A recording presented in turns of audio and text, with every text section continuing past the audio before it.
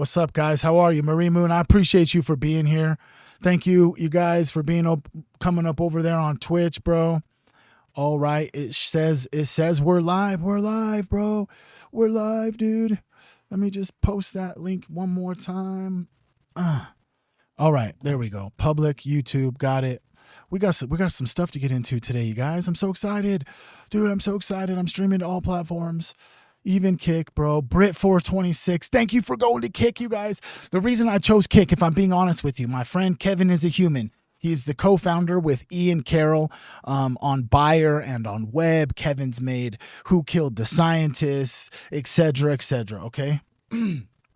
He started streaming roughly around a similar time that I started streaming. Me and him, he's my homie, bro, and he was like, dude, I'm telling you, Twitch is giving me problems. I said, all right. He's like, but you need to come over and start streaming on Kick. So that's what I did today. I sent up the Kick thing.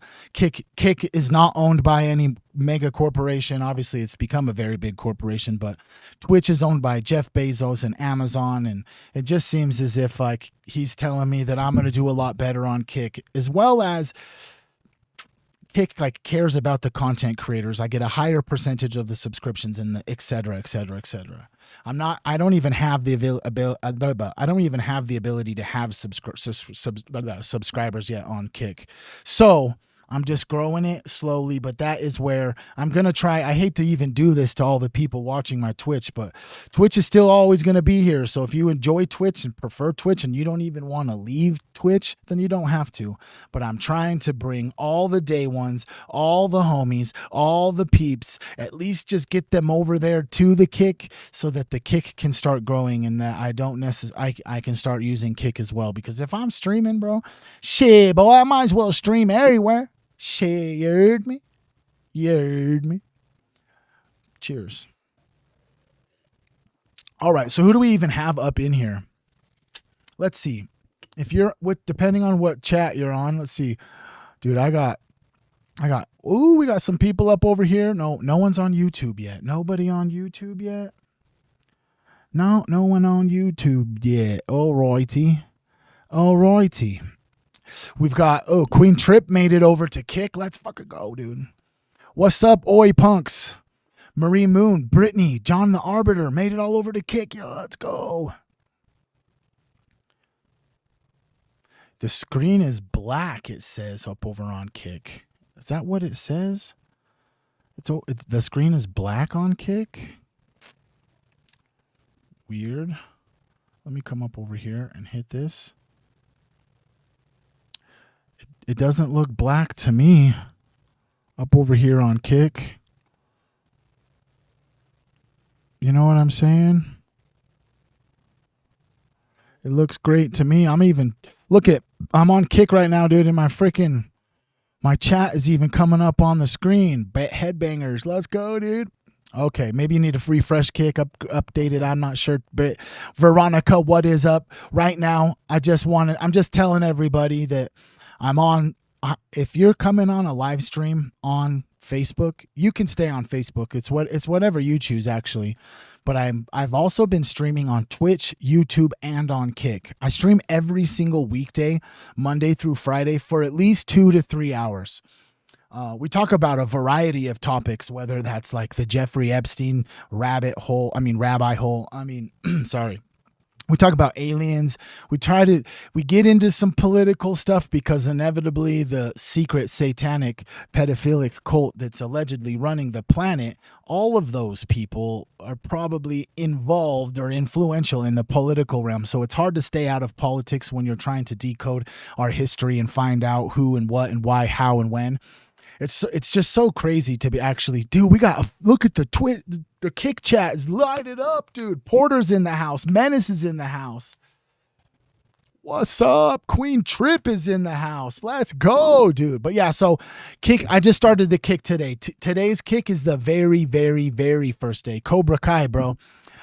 If you go into the live chat right now, you'll see that Kick link. I started a Kick. I'm going to try and make it to where Kick is the home base, basically, if that makes sense. You know, I've heard some things that eventually, as soon as the Kick gets to be a certain thing, I'm going to need, I think it was Smouse, I can't remember. She said, "Hey, do you think it would be possible to create like a YouTube channel that everybody or a group of people have access to and can upload stuff, and we'll upload a whole different types of content, but we'll also re-upload some of your stuff too, help you as well." And I, well, like, dang, maybe that's something that can happen. I don't know. We'll see.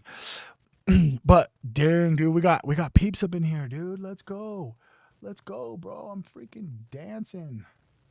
That's sick. Hell yeah.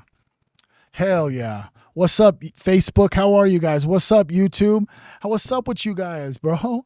What's up with you guys? The cool thing, and that's easy to get to where I can grow on Kick, to be honest with you, is, and the main difference between Kick and Twitch is Twitch doesn't have an algorithmic feed. Like when you go on Twitch, it's not going to necessarily suggest people to you. But if someone's Kick account and they post consistently and there's tons of engagement, they want you to stay on the platform. So one of the main reasons I'm wanting to start streaming on Kick is because of the fact that they have an algorithm to like show you to new people. You know what I'm saying? Twitch doesn't have that. Morgan Paget, what's up?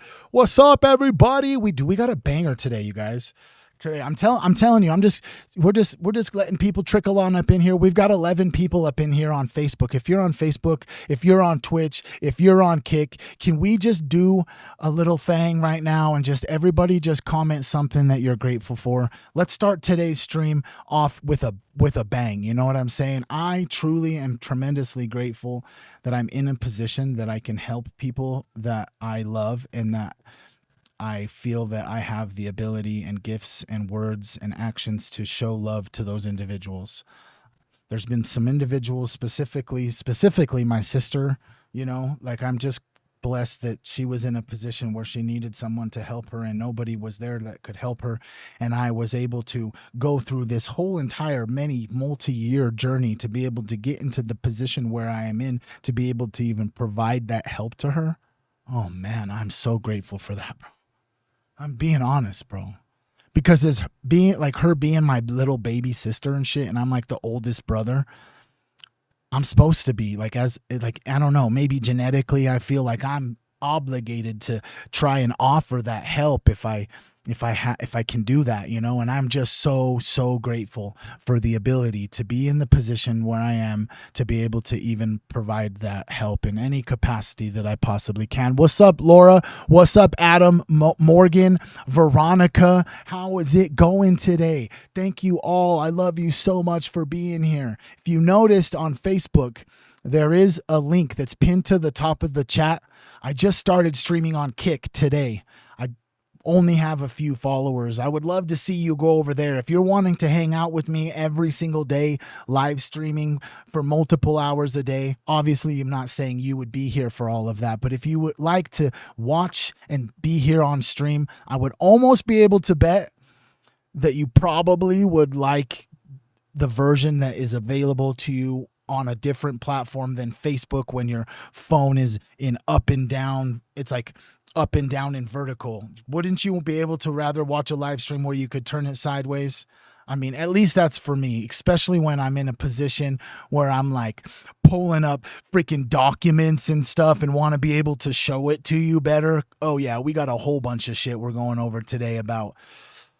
Oh man, I mean, Hitler is up in here a little bit. We've got some presidents. We've got like Michael Aquino up in here. You know what I'm saying? We've got some people that were involved in 9/11 in this little web spiel that we're going to. But I know that for a fact you'd rather watch it like this than like this. And if that's the case, make sure you hit the link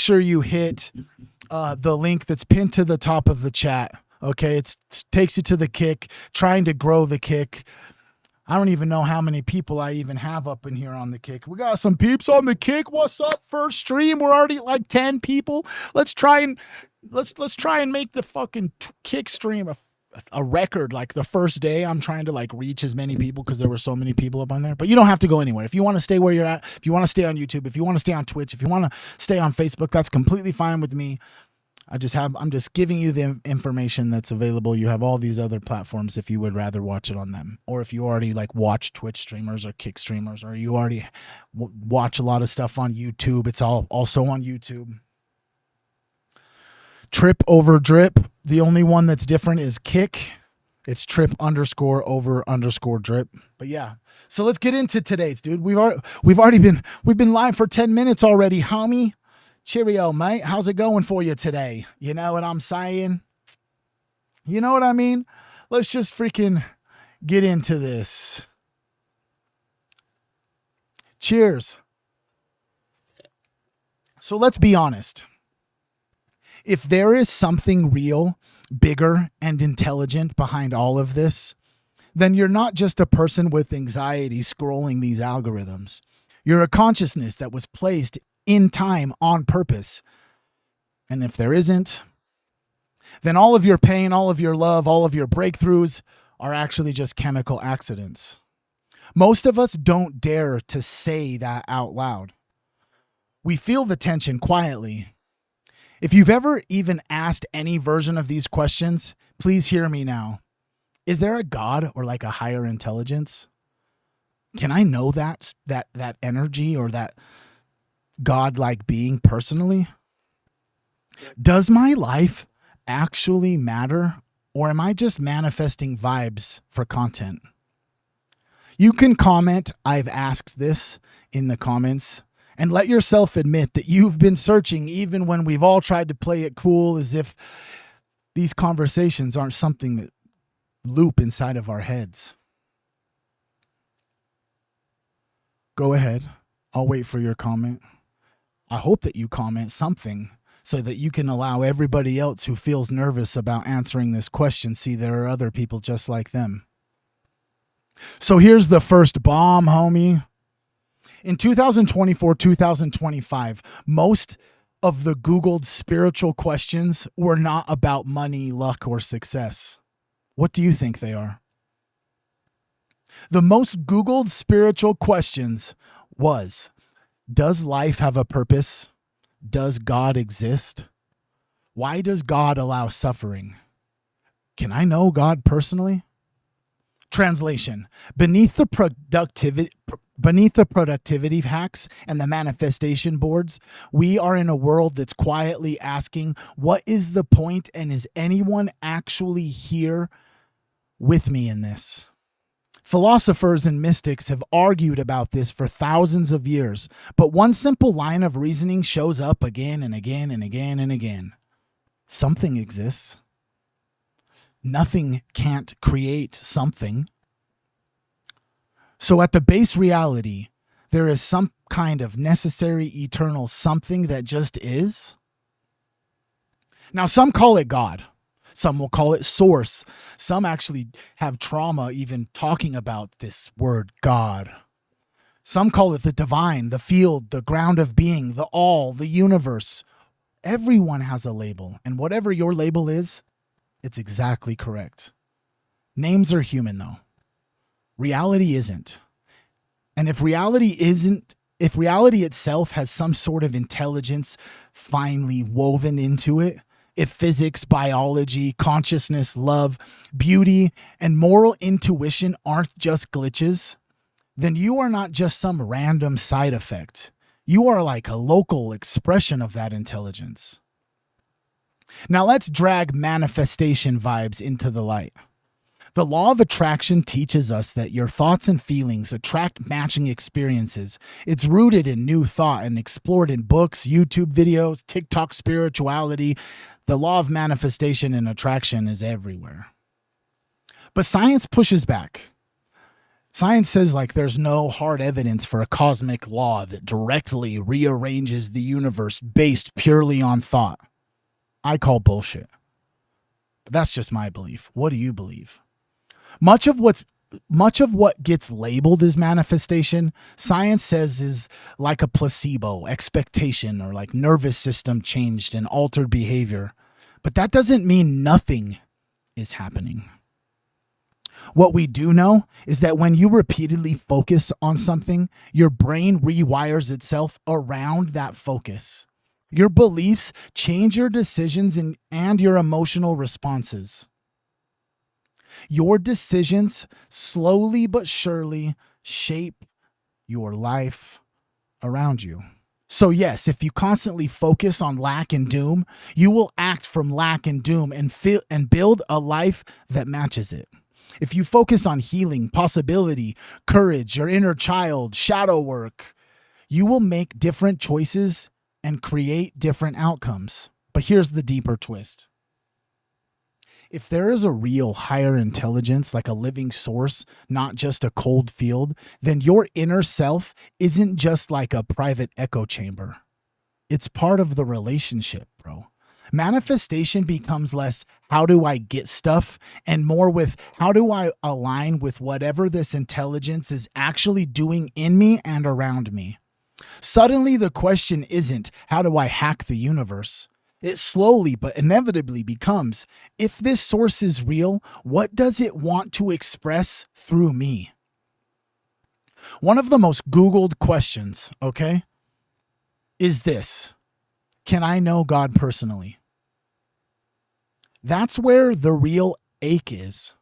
You don't just want to know if something is out there. You want to know if it can be guided instead of abandoned, heard instead of ignored, loved instead of merely observed. Different traditions answer this differently. Some say God is utterly personable, capable of intimacy, guidance, and direct connection.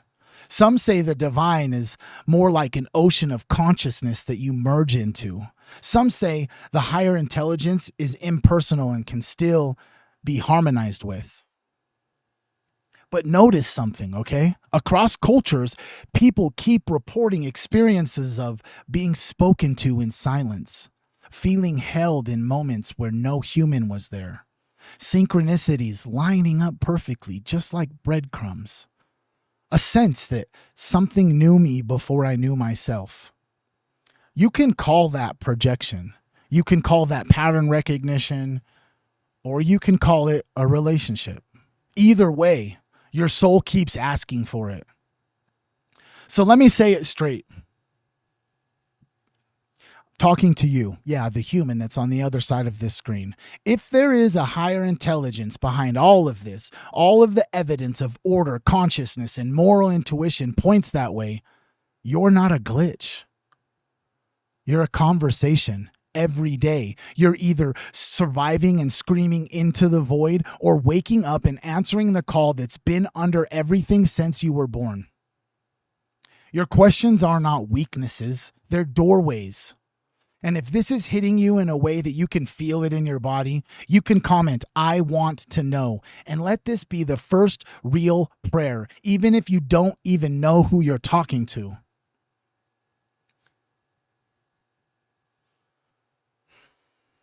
Cheers.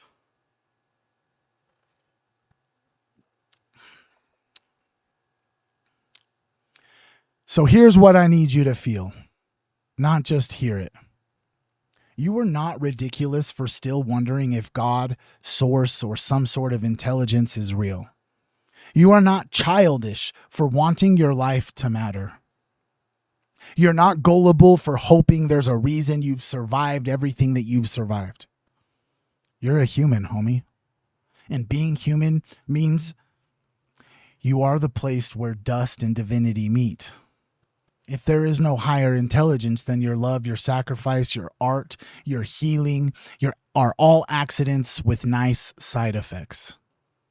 But if there is, then every time you choose compassion when bitterness is easier, you tell the truth when lying would protect you, you forgive when revenge would feel good, you keep going when ending it would seem so much simpler. You're not just manifesting vibes, bro. You're answering to something sacred.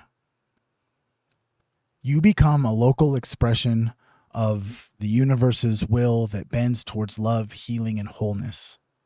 Does your life have a purpose? The real question is, if it did have a purpose, would you live like it does? Because purpose is less about finding your one big thing and more about how you move through every little thing.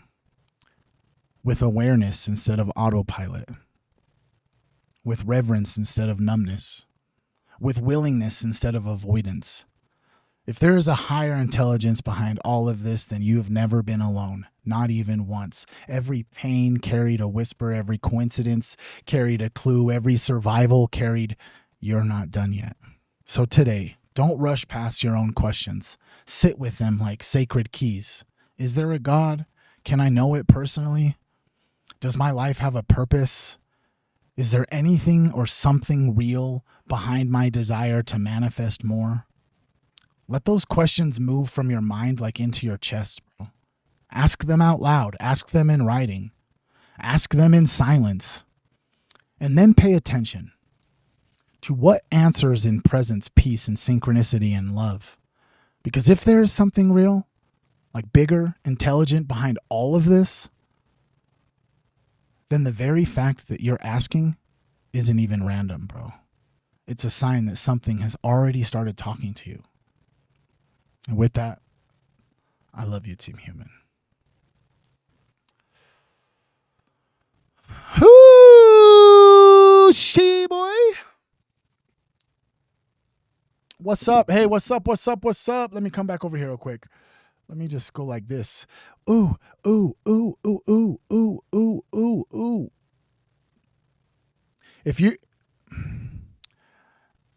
If you are in Twitch right now, just know that I also did start streaming on Kick, bro.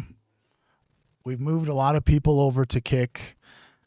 Kick is the last platform I'm going to send you to. Kevin is a human. You may know him from being a co-founder of Web and Buyer, Ian Carroll. He started streaming around the same time I started streaming. He told me after I started streaming for a few months that Kick was the place that I should be streaming this whole time, and I should have been doing it. Kick is from the research that I've done. Kick is like the only platform that actually like potentially like really cares about the creators, I guess.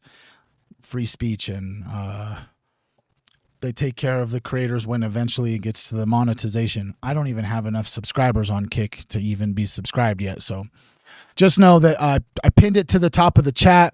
I put it in all chats, actually.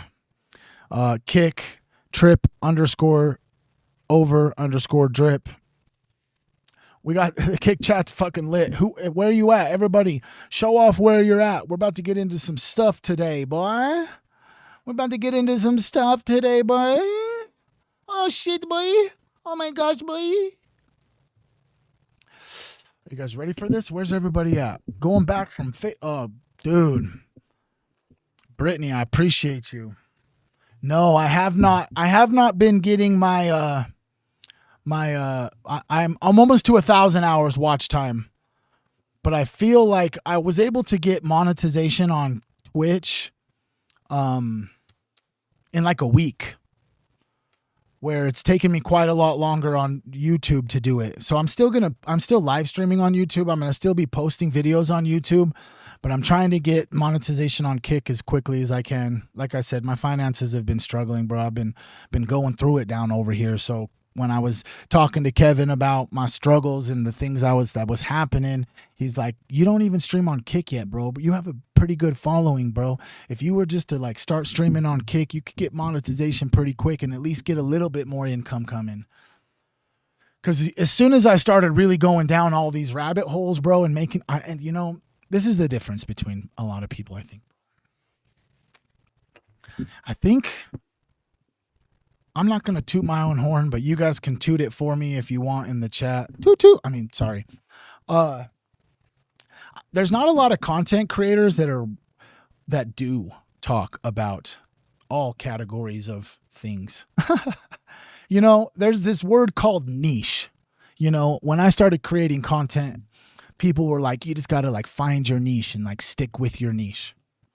And it's like, what does that even mean? It's like, like find the type and the niche and content that works for you. What's up, Willow?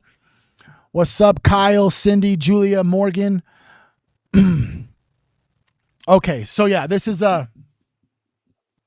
So, but I can't really stick to one niche, bro. I'm a fucking human being, bro. I have interests in everything, bro.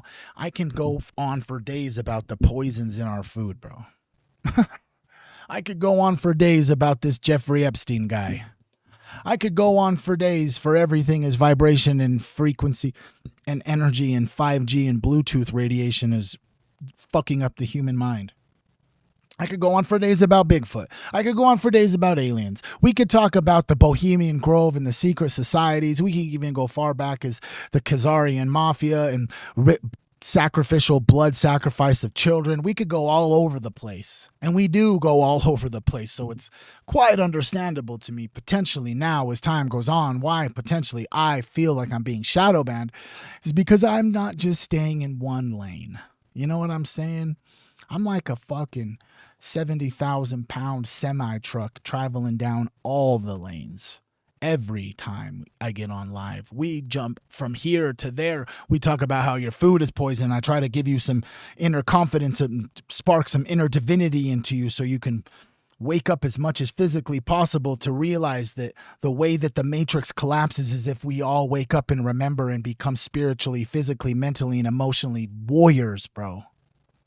And then we can talk about Jeffrey Epstein and his little pedophile island. You know what I'm saying? Then we could just jump over to the fact that MK Ultra was using low frequency devices inside of tooth implants to implant voices in their patient's head to make them go crazy.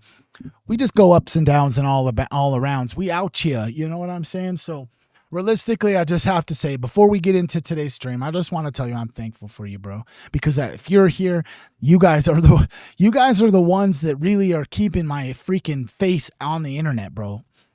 You guys are the ones that are hitting the like. You guys are the ones that are sharing my content. You guys are the ones commenting on my videos, commenting on my posts, commenting on my live streams.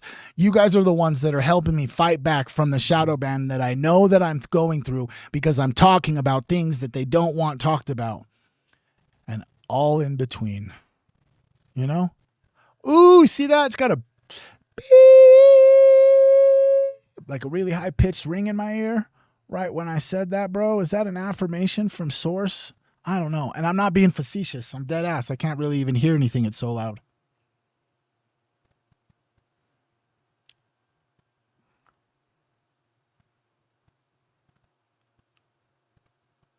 Oh, man, that was weird, bro. That was loud as hell, bro. That was how loud it was, bro. Downloading something. Israel is our ally. Just kidding. Just kidding. I was just trying to make you think I was an op real fast. All of a sudden, you guys are, yeah, it was my left ear. You guys know that they got me, bro, when I'm like, they're our greatest ally. What? No, the Lord. Deuteronomy 30:17 says that Israel is the chosen people. Ooh, shit, I crack myself up, homie. Can everybody just put poop emojis in the chat if you're here? Oh, yeah. Today is a great day to be alive. Does everybody agree, bro? Does everybody agree, bro? Oh, my ear's still ringing, bro. I can only even hear out of this ear, bro. It's weird. It happens a lot, dude. I don't know. I'm just changing frequencies real quick. Okay. Today's the day. It's a great day to be alive. Did you guys know? Did you guys know the Charlie Kirk case started today? The preliminary hearings for Charlie Kirk? Oh, fuck, man. I'm so tempted to just go down to the courtroom, dude, because it's just like 20 minutes from my house. I don't know. This fucking big ass hippie dude walking up in the courtroom not wearing a suit and tie because I would not wear a suit and tie. I don't know if that will ever work. But let's just go. Day 1, George Graff officially prohibits visual evidence from being viewed by the public. Let's just hear what the clip says, and then we'll talk afterwards, okay?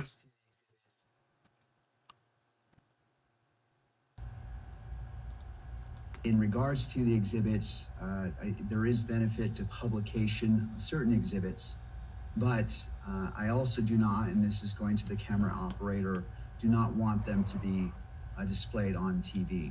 It is important that the parties know that the exhibits are being viewed by the judge. Okay. What?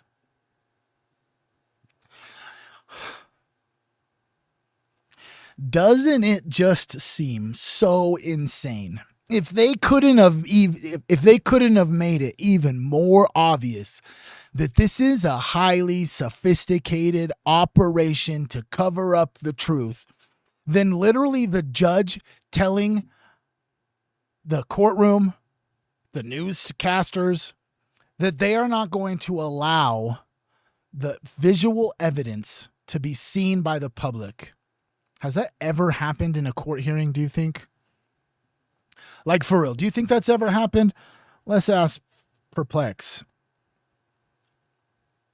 Let's see what Perplexity's got to say. Okay, so let's say we're in a high-profile court case. How often does visual evidence get prohibited from being seen by the public? From what I found, there isn't a specific statistic on how often visual evidence is prohibited from public view in high-profile court cases. Judges tend to make these decisions on a case-by-case basis, balancing the right to a fair trial with the principle of transparency. Courts generally allow photography and video unless there's a compelling reason not to, such as protecting fair trial rights, privacy, or preventing undue influence on jurors. Right, so you just said the word transparency, so isn't that counterintuitive to say the word transparency when we're literally having a conversation about them withholding evidence from public view? I get why that feels contradictory. The idea is that courts strive for transparency so the public can trust the process. But there are times when judges decide certain visual evidence, like graphic images or sensitive materials, shouldn't be made public to protect privacy or ensure a fair trial. So it's a balancing act. Oh, it just doesn't sit right with me. Don't feel right with me. Does it feel right with you? I don't know. I don't know what's going on, bro. I'm just a human. Just trying to figure all this shit out, bro. The propaganda and the fucking manipulation and the money spent to change the narrative for either person on either side of any situation when it comes to any of these high profile rich elites, you know, it just seems fucking weird, bro. It just seems fucking weird, bro. Do I know that Tyler Robinson, did he kill Charlie Kirk? I don't know. It doesn't look to me like he did. It looks like it's like some very high intricate fucking military operation that happened in my hometown, in my home city, like where I grew up at. And I've just paid attention to it because it hits real close to home for me. Like I said, where Charlie Kirk got Charlie Kirk was only like a 10 to 15 minute drive south from where I live. Like the University of Utah is in the predominant area where I grew up. And so I've paid attention to this trial and I've listened to lots of different views. Not just Candace Owens, not just Jesse on Fire, not just Baron Coleman, but I listen to the Charlie Kirk show sometimes because I want to hear their responses and what they say. I've listened to just a whole bunch of different people, the girls, the girls that like have a little podcast and they talk about this stuff. You know what I'm saying? Like, what are my thoughts on her? This is going to get me in trouble, but what are my thoughts on Erica Kirk? Let's go ahead and just hit record so I can clip this for later. What are my thoughts on Erica Kirk?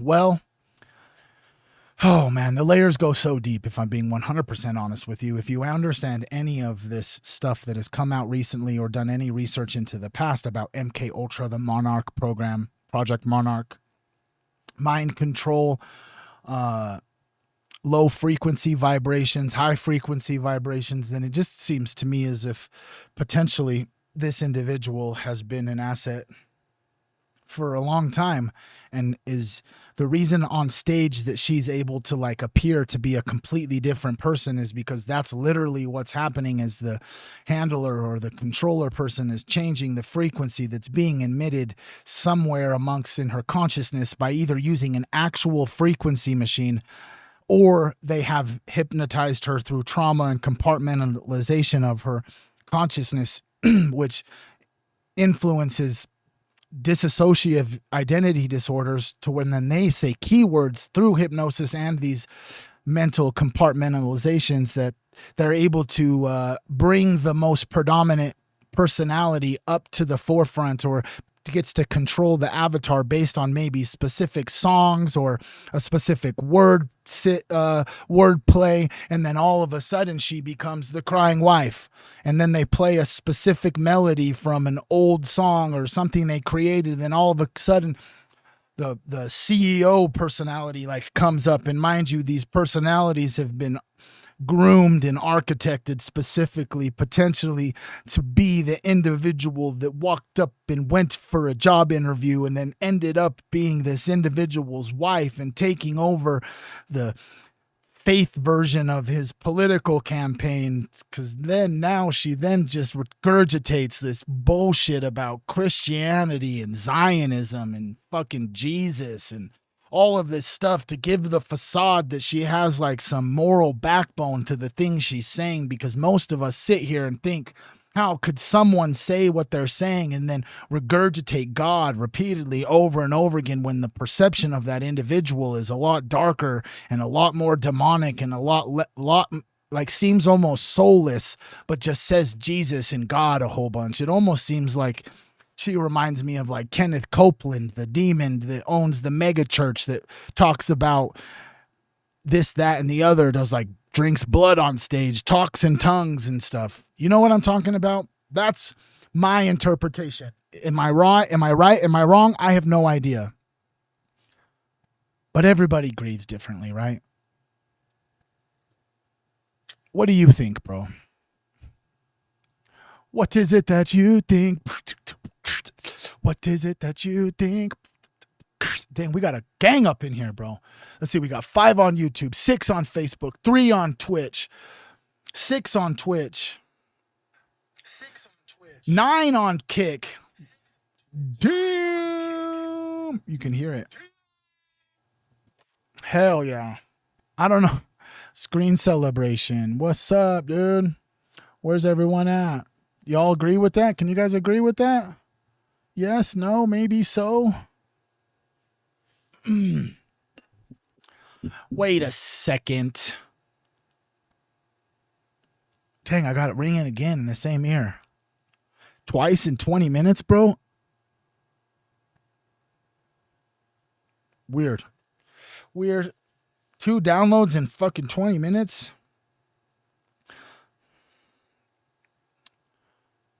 Is there any public knowledge of Erica Kirk having a tattoo of a blue butterfly? There is public chatter about Erica Kirk having a butterfly tattoo. Multiple sources reference a 2012 country music video called She's My Kind of Crazy, where Erica Kirk appears to display a lower back tattoo featuring butterflies. Some online discussions suggest Project Monarch, anybody?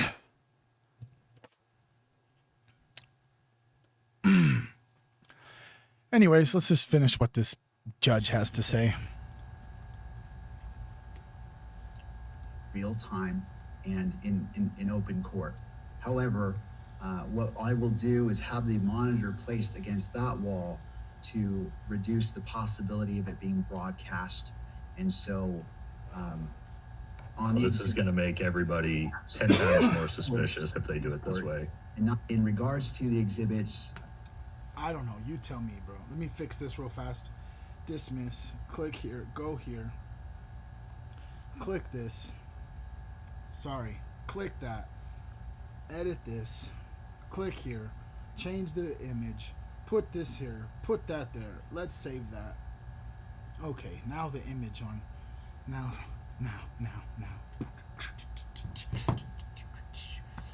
All right. Yep. They're hiding visual imagery. Oh, yeah. Whip. Okay. Okay. Do you guys... I just need to ask. Do you guys know what flock cameras are? You can just simply put a yes or a no or a poop emoji because it's fucking bullshit. But do you know what flock cameras are? Coming to a city near you.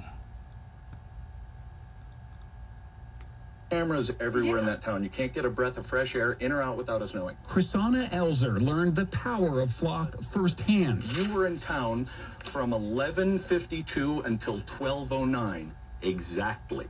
Like I said, nothing gets in or out of the town without us knowing. When a Colorado police officer showed up at her door holding Flock snapshots of her truck. And here's when you left. At 12:09, that's when you left town. To get? No, to stop at Ridge Trail. Wait a minute. And take a package. Well, there's no shushing. I don't need to be. I need to know where this is. The first thing he pulled out on the body cam is that Flock picture, the clear photograph of your car. But here's your vehicle in the neighborhood many times, apparently casing houses, because you just can't drive through for work or visit other businesses. You can only be casing houses. It is her. It is 100%. It is locked in. There is zero doubt. I wouldn't have come here unless I was 100% sure. 100%. It is certain. It is on video. You're obviously welcome to go to court. Chrisana was charged with stealing a package, but it wasn't her. The porch pirate was somebody else. Multiple times you tried to show him your video evidence. He didn't want to see it. Even when I called him back, he said, that's not my job. You looked at a time of a crime. You saw my vehicle entering in the Flock camera. No, what I did was, I did an investigation. You called my wife a liar. You said this is fact. I have video evidence. I don't know what you want me to say. The charges were dropped after Chrisana spent weeks trying to get the police chief to look at her evidence. Time-stamped video from her truck and a neighbor's doorbell camera showing she wasn't at the scene of the crime. What does it say about where we are that you feel you have to have more cameras than the police have in order to make sure you can prove yourself innocent? It sounds like it flipped the script to you're guilty until you prove yourself innocent. Without a Flock camera, that detective would not have been at her door. By his own admission, he pulled out the Flock picture of her car. Do you want to apologize to Chrisana Elzer for what happened to her? For the police misusing the tools? I don't think that I have to apologize He wasn't charged for with a him. crime. He wasn't, other than Well, being reprimanded for his attitude. Sure. No, but I would tell you that, should I apologize for somebody misusing a tool? I don't think so. Flock Safety Chief Communications Officer Josh Thomas. Who's watching the watchers in these cases? Well, the city council. The city owns the data, so city council would have the appropriate responsibility in that case. Our point of view has always been that it is not Flock's job to police the way police do their work. We have cameras everywhere in that town. You can't get a breath of fresh air in or out without us knowing. Jeez. Doesn't that feel good? What's up, Apple Juice? Apple Juice in the house. What's up, dude? What's up, dude? I don't know if you know Apple Juice, but I started streaming up over on Kick, bro.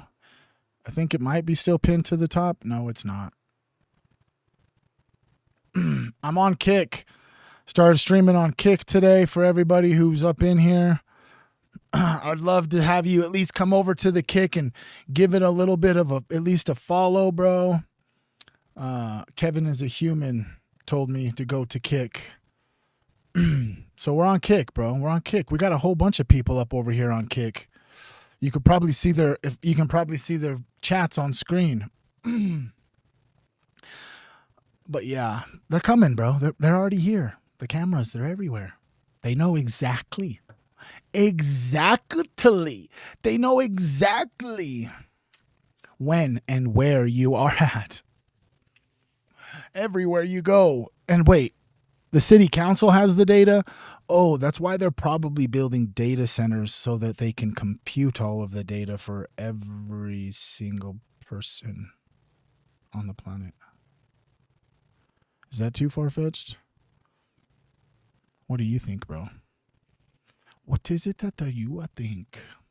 Okay, first and foremost, I'm just going to say this. Do not, if you have a fucking baby this year, do not fucking sign your fucking kids up for Trump's bank accounts, bro. He's telling you, claiming that if you sign up your kids for his Trump bank accounts, that they'll become very rich. If parents have not done so already, they are doing it in record numbers. Sign their child up for a free investments savings account. When the fuck is the government ever given money out, bro? There are people that are fucking struggling right fucking now, bro. Let's just hear what this fucking douchebag has to say, bro.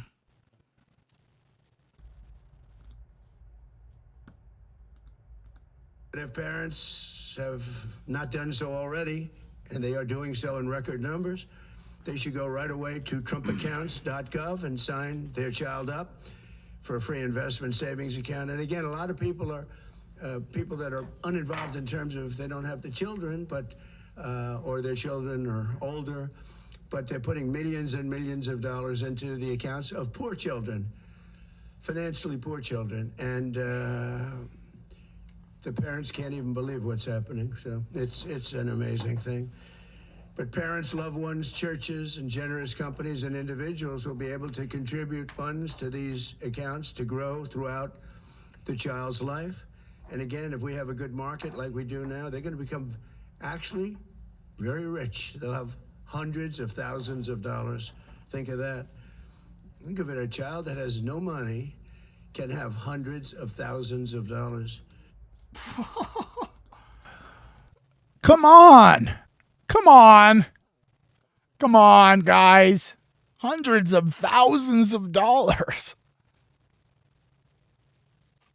Oh, Mr. Trump, you're going to give us hundreds of thousands of dollars out of the $3 billion you made on crypto since you've been president? Making that $3 billion on crypto while literally the entire crypto market is crashing? Making $3 billion on your crypto companies while all of your investors who invested in those crypto companies lost money? I don't know. Seems sus. Seems a little sus. Seems sus. If you think it seems sus, if you're watching this here or now, you can just write in all capital letters the word sus. S-U-S. It just seems fucking so suspicious. Why can't anybody see it, bro? How come we're the only ones that can see it? You know what I mean? How come we're the only ones that can see it? I know you see it. You see it. You, right there on the other side of the screen. You see it. We got two eyes to look, one eye to see, right? Fuck. Let's hear what old Tucker has to say.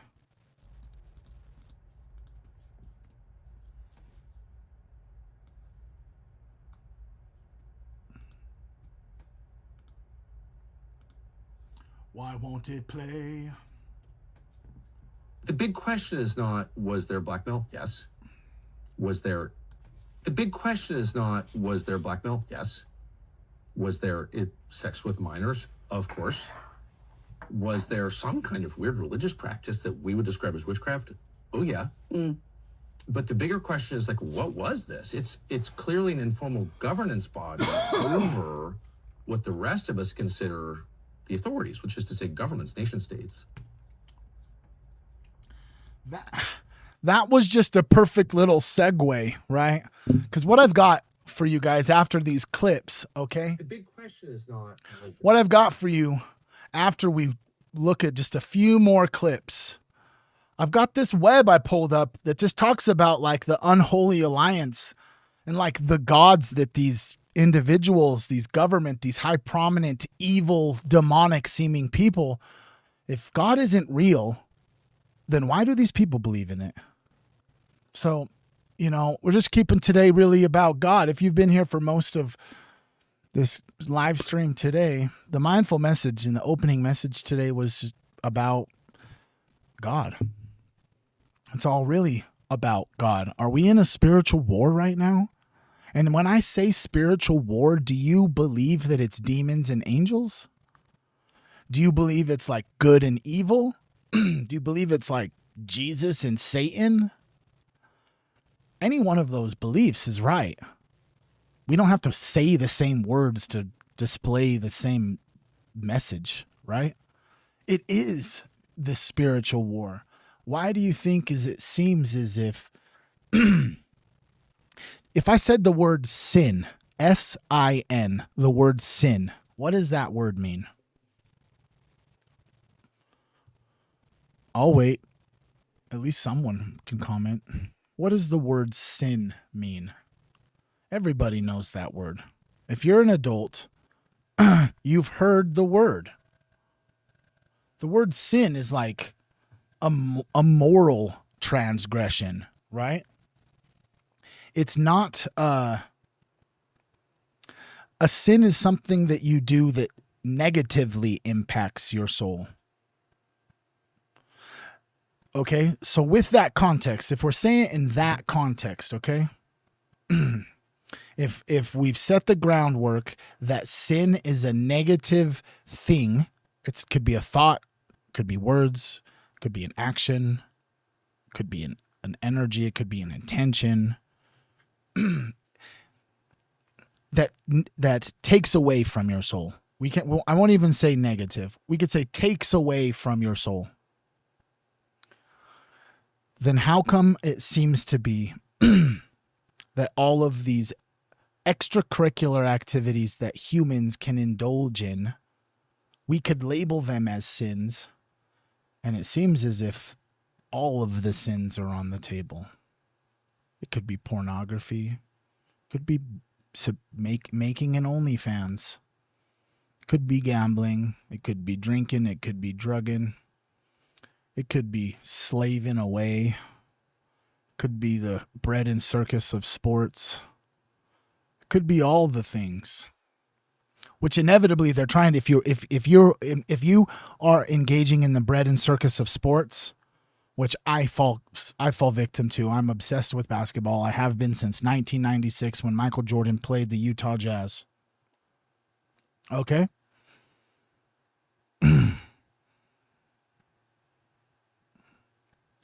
Okay?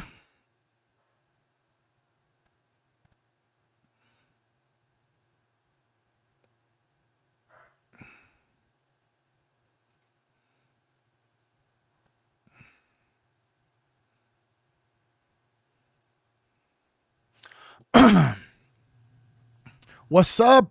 What's up? How many people do we even have on Kick? Sorry, I was responding to a message. I really try not to do that, because working is important. But yeah, it should have stopped right there. Stop right there. What's up? Where is everybody? What's up? Who's here? Can I just get a head count? Can I just get a head count, bro? You could just either say what's goody in the hoodie. You could drop your favorite emote. You could drop your location so I can make a mental visual display of the planet, and then wherever people are, I just like visualize like little lighthouses like rippling out positive vibrations. Arizona, what's up? What's up? The chat is lighting up. It lighting up. 11 on Twitch, what's up? Hell yeah. I love you guys, for real. Dude, I've missed you guys for a few days, actually. I didn't really do much content on Friday, Saturday, or Sunday, and it's actually like it started to get weird, but I needed the energetic disconnect, bro, and I just really engaged with the family and my wife and my kids. Myself, got some time alone, to like just peaceful time. Now I'm ready to lock the fuck back in, homie. 3 days was long enough. It started to get where I was like, dang, dude, I just want to get on the internet and talk to my friends. And I thought about it a lot. It actually made some of the times, like each day that went by and I hadn't streamed yet, bro, I was like, fuck, man, I want to go click live. I want to click go live. I just want to click that. Okay, can I make a quick little connection right here? This is weird, right? Isn't this weird? Okay, so I don't know about you. Okay. I don't know about you. What's up, Roxy? Motherfucking Menace. Julia. Willow. Kyle's up in here. Monica. Britt. Koi-fish. Jared, what's up? We got some peeps, dude. We got Brittany's up in here. We got people up everywhere, dude. We got a squad, bro. Really? 6, 10, 4, 7. Hell yeah. Okay, sorry. I'm an audio stimulator, if that makes sense. Audio stims. Like, I make audio noises to stimulate my autism. Weird ones. I'm not gonna do. I get another fucking download already, dude. Another ringing in my ear, bro. So crazy, dude. That's 3 times since I've been on live, bro. I never had this happen before, bro. That's back to back to back. I'm getting like really loud ringing in my left ear. Is it something to do with my heart? Am I dying, dude? No, I'm not.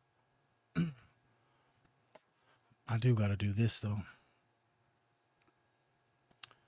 Let me go right here.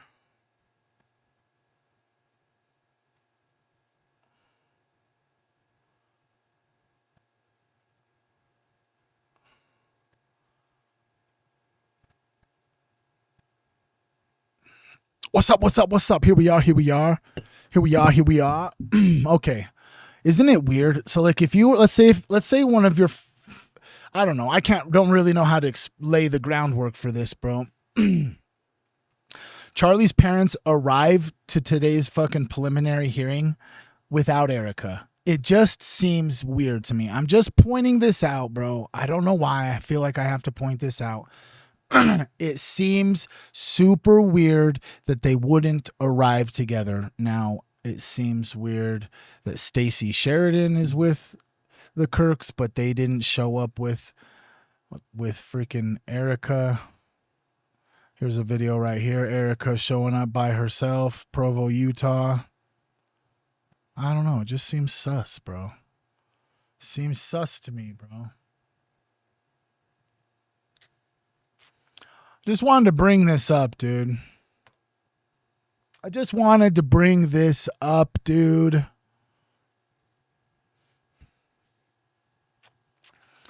Okay, do you guys know what the word goy means? Or goyim?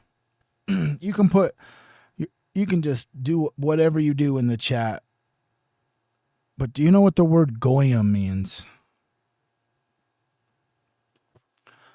It seems to me that Grok has been lying because this is not true. The word goy or the word goyim or goy fish, Grok is saying that it is the Hebrew word for the word nations. Perplexity is way better than Grok. Even though Perplexity has its own issues. Can you please give me the etymology of the word goyim in Hebrew and what it means in English? The word goyim is the Hebrew plural form of goy, which originally meant nation or people in the Torah and Hebrew Bible. In its earliest usage, it referred to both Israelites and other nations without negative meaning.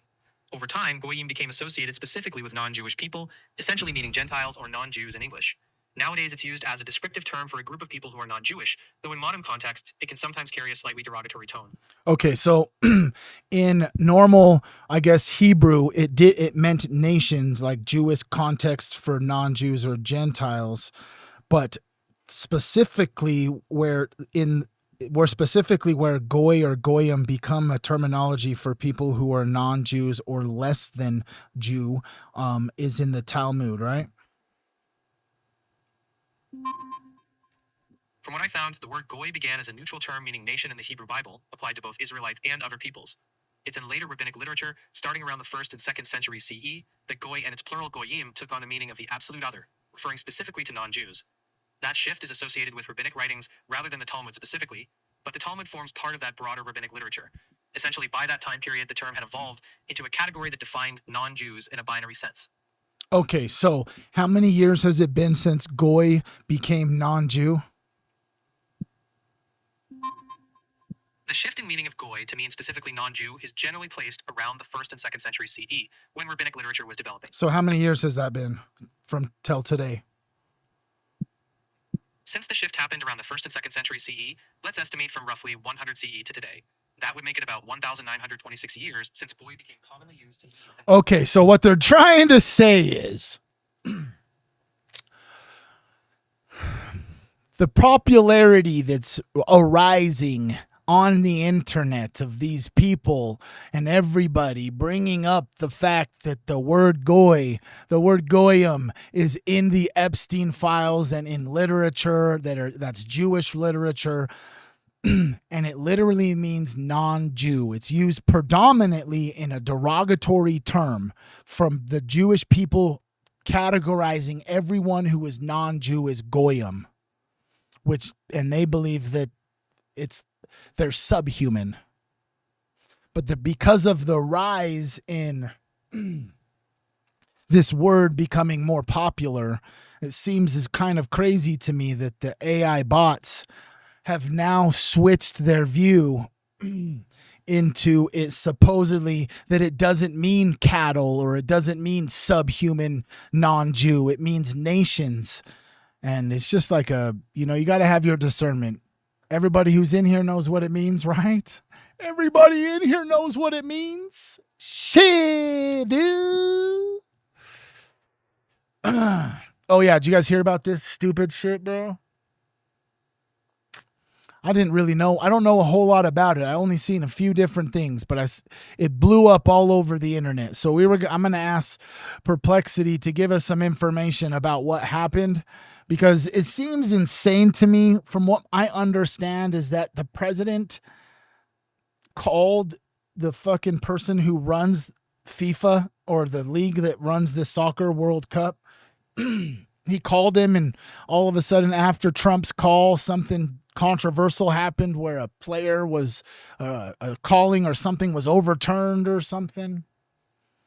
What the fuck? You're meaning like the same head of FIFA who was at a World Cup game with Howard Lutnick, who lied to the American people about taking his children to Jeffrey Epstein's island? Oh yeah, that FIFA guy. It would make sense why Trump would just call him and be like, hey homie, I'm gonna need you to switch that shit up, homie, or everyone's gonna know about what you did on that island, homie. All right. We can go ahead and just watch this, because this ties into what we were talking about. There's lots of controversy about what this goy or goyim thing means. And here's a video from this person that is talking about it. Do I know if this is true or fake? I can't tell you. But you can decide. You already know the truth. You could feel the truth. You don't have to hear the words. You don't have to learn the history. You could just feel the truth and just come to your own decision if this specific group of people think that everyone who's not like them is less human and less valuable, and they don't care if they kill all the children in their country and all that stuff.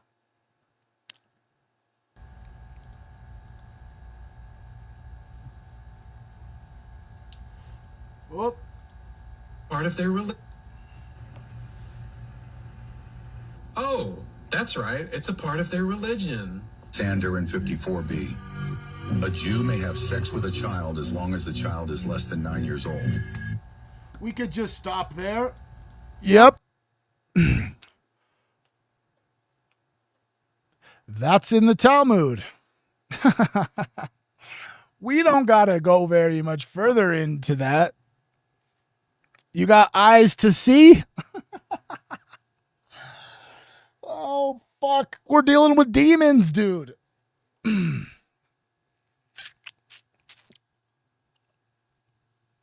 We're dealing with demons. All right. Here's to the part of the video where we talk about some individuals. Some of them are controversial. Some of them are really controversial, like Adolf. Yeah. But if the best way to understand the individual, in my truly belief, no matter who it is, no matter what culture it is, no matter what period of time it is, one of the easiest ways to understand how that human ticked, how they thought, why they did what they did, is to understand the gods that they worshiped. So we're going to talk about the unholy alliance and what their gods tell us about ours, right? Because if in the beginning of the stream, we asked them the question, is God real? Can you know God personally? Well, you might not have a relationship with what people label as God, universe, source, higher self, whatever it may be. But these individuals in the files surely did. And if they did some fucked up or really evil shit and they believed in some sort of God or were following some sort of spiritual, ritualistic path, then how come it's hard for you to believe that something, whether it's good or evil or bad or demonic, there has to be something out there. And there's a question that a lot of people right now, if you're watching this, you've probably felt it too. If God is real, why is the world like this?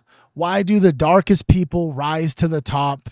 Why do Jeffrey Epstein and Adolf Hitlers and the architects of endless wars seem to be the ones that are always at the top running everything? So there's some actual documents, FBI files, court records, 9/11 commission archives, declassified government releases, thousands of pages of material that most people will never even see. And this is what Webb has found us. These people believed in something. And that belief is the whole point. So let's start at the very bottom, the absolute basement of human evil in the 20th century. Adolf Hitler. The FBI has a file on him. They actually have several. They're full of handwritten tips from citizens convinced that he had escaped by submarine to Argentina, by Condor plane loaned by my friend Perón, to a ranch in Brazil tracked down by a 9-year-old spiritualistic prophet. The FBI dismissed most of it, but the fact that the Bureau kept these files for decades tells you something about the uncertainty that lingered. But the more important question isn't where Hitler went. It's like, what did he believe in? The FBI file contains a direct quote from Hitler himself, actually. Here it is. Unity among the German people can be only obtained through a new world philosophy which Christianity in its present form cannot adapt itself. There is no getting away from the act that this world has been coerced and dominated by this force called Christianity, and that force can be broken only with force and terror. Force and terror. Dang, that's how Hitler proposed that he would destroy Christianity. If you've done any deep dives into this individual or this time of period, there's lots of rabbit holes that lead you to the Khazarian mafia actually sacrificing their own people to always have something to victimhood themselves with, and et cetera, et cetera. I'm not telling you what to believe, but that's some information that's out there. His own people said it even more plainly. Dr. Reinhold Krauss, a Nazi ideologue, quoted in the same FBI document, "The Nazi state embodies the totality of God. We do not need a God enthroned in the far heavens, but only a fighter. Worship of German heroes must become the worship of God." That's fucking insane, right? That's insane. The crazy thing is that the Nazis didn't just oppose Christianity. They actually wanted to replace it. And they built an infrastructure for it. The FBI files on the ancient and mystical order of the Red Cross, or the Rosicrucians, contain a stunning memorandum from a British Office of Censorship dated in 1943, reporting that Dr. Goebbels' Ministry of Propaganda in Berlin had a special department called AMO, standing for Astrology, Metaphysics, and occultism. This department supplied foreign occultists with propaganda material. The Nazis were running a government division dedicated to mysticism. One of Hitler's American followers, William Pelly, leader of the Silver Shirt Legion, said it outright. "I look upon Hitler as the second Jesus Christ of the modern world." Not a political leader. He said he believes that he's the second Jesus, like a Messiah. That's kind of weird, bro. And then we can talk about Dr. Wesley Swift, another figure in the FBI's file who was an ordained minister. He was also an astrologer. He was also a virulent anti-Semite who funded the Church of Jesus Christ, Christian in California, made a prophecy on the first Sunday of January 1963. He said that based on astrology, November 22nd, 1963, at exactly 12:45 p.m., something drastic would happen to the presidency of the United States. The FBI interviewed him the day after John F. Kennedy was shot because he named the time almost precisely. How was he able to do that, bro? He literally, in a sermon, bro, made a prophecy that JFK would be assassinated. That's pretty insane, isn't it? You're good, bro. It's pretty insane. And then if you think that's as dark as it gets, wait, because the FBI files that track Hitler's occult connections also track Michael Aquino. Do you know who Michael Aquino is? Michael Aquino was a U.S. Army lieutenant colonel, psychological warfare expert, and a high priest of the Temple of Set. Yeah, that's a satanic religion. Set is the Egyptian god of chaos. Aquino's organization had orders within it to call it the Order of the Vampiri, or the Order of the Trapezoid, and the Order of Bast. They studied what they called lesser black magic and greater black magic. In the temple's recommended reading list, sitting right alongside their magical texts were 3 books: Mein Kampf, Hitler, the Occult Messiah, and the Occult Roots of Nazism.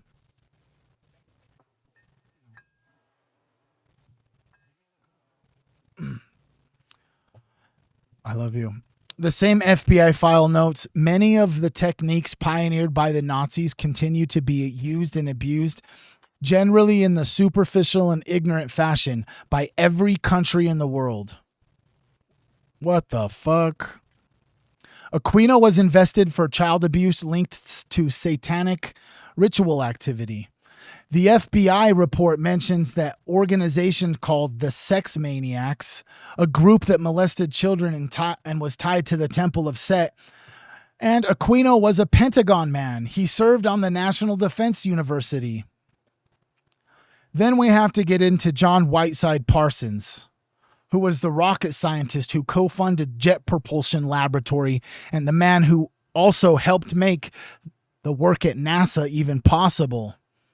He has a file that's marked Espionage IS. Why? Because Parsons was a devoted follower of the occultist Aleister Crowley. He ran a lodge of Crowley's Ordo Templi Orientis out of his home in Pasadena. A religious cult the FBI described as a religious cult that the FBI described as one that advocated for sexual perversion. Parsons invited L. Ron Hubbard. Yeah, you know who that is? Yeah, he's the prophet of Scientology.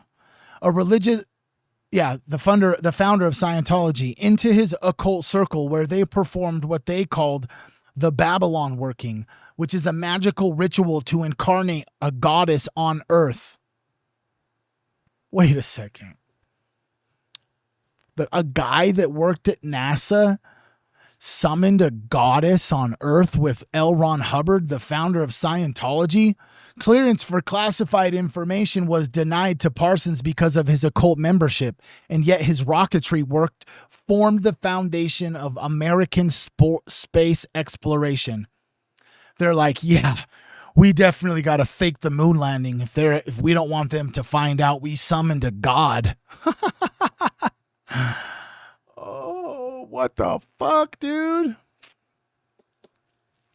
Oh, yeah. Now we got to jump to the Kennedy family in October 1980. The FBI received a tip about a plot by Anton LaVey, the founder and high priest of the Church of Satan, to assassinate Senator Edward Kennedy. An informant told the FBI that LaVey had called him and said he owed him a favor and asked him to deliver a package, what turned out to be the payment for the assassination, to a reputed organized crime boss in Chicago. A member of the Church of Satan visited the informant to discuss the plot in detail. The FBI and Secret Service interviewed LaVey at his home on California Street in San Francisco. This wasn't some crackpot letter, bro. It was a full investigation documented across multiple field offices with classified memos sent to the FBI headquarters and the Attorney General. Now, if we go to September 11th, 2001, 9/11, the 9/11 Commission records show that the hijackers believed in jihad, which is and they had a spiritual advisor named Anwar al-Awlaki. He believed that he was going to die for Allah. But here's what they don't tell you on the news. George W. Bush told Palestinian Prime Minister Mahmoud Abbas that this is from a declassified oversight committee document. God told me to strike the Al-Qaeda, and I struck them. And then he instructed me to strike Saddam, which I did. Bush's own relatives told the LA Times that George sees the war on terror actually as a religious war. The Christians will strike back with more force and more ferocity than they have ever known. So, I mean, regardless of what you believe about 9/11, the people who struck the towers, they believed in a God. George Bush, who sent everyone to war, believed in a God. Hitler believed in a God. The Church of Satan and Temple of Set and all of that stuff were entwined in that with the FBI informants and fucking military bases and shit. And then we got to talk about General William Boykin. The Deputy Undersecretary of Defense for Intelligence said that George Bush was appointed by God. And that he knew his God was bigger than his. I knew my God was bigger than his when he was in Somalia. Tom DeLay, the former White House Majority Leader, said in a national televised interview that God wrote the Constitution and that he once sealed off the routons to the Capitol. So for 3 hours, the Capitol, so that for 3 hours, leaders of the House and the Senate got on their knees, seeking the face of God and praying, claimed that God had instructed him to write a book.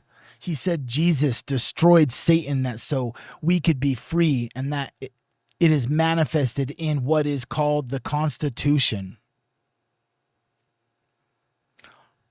What the fuck, bro?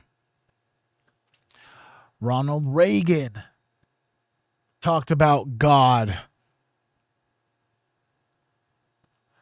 Congressman John Murtha talks a lot about God. And then Jeffrey Epstein. His operation was meticulous. Shell companies, cash transactions, recruitment of underage girls.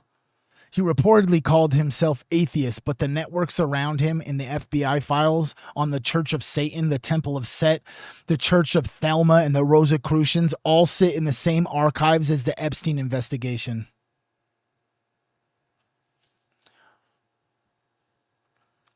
I don't think that they're coincidences. My personal opinion is that they're all connected, bro. And let's not forget the symbols, bro, on the United States seal. The all-seeing eye above the pyramid.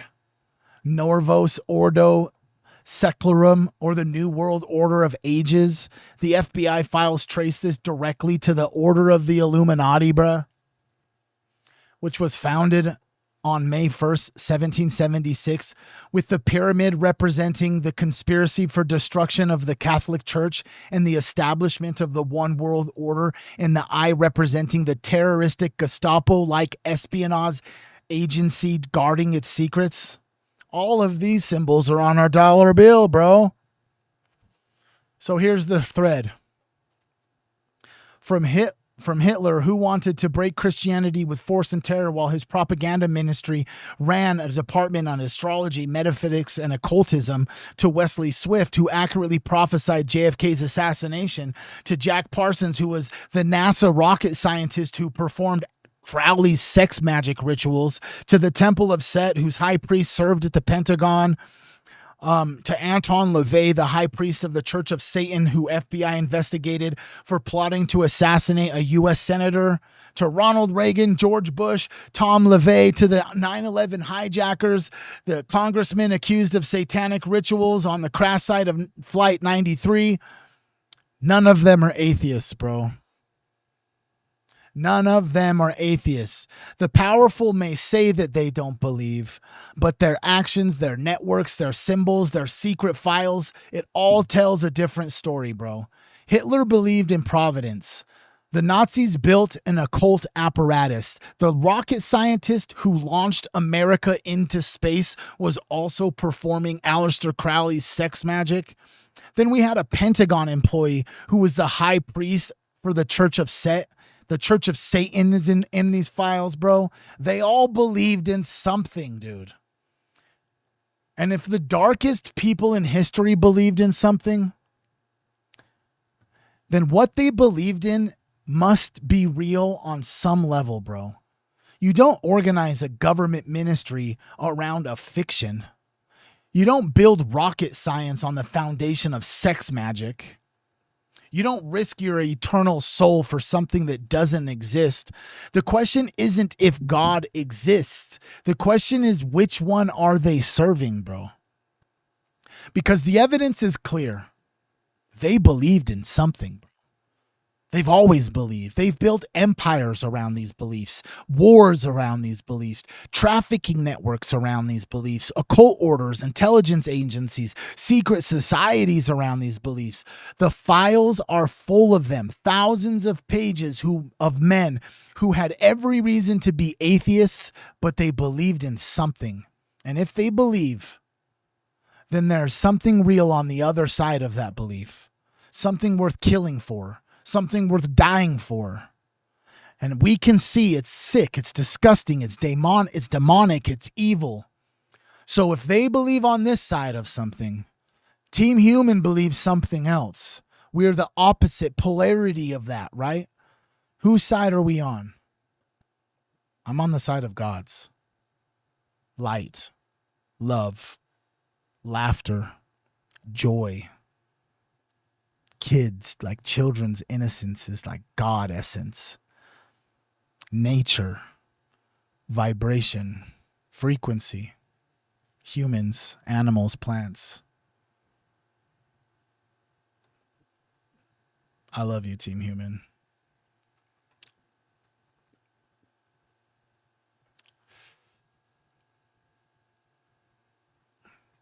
Can we all see it? Can we see it?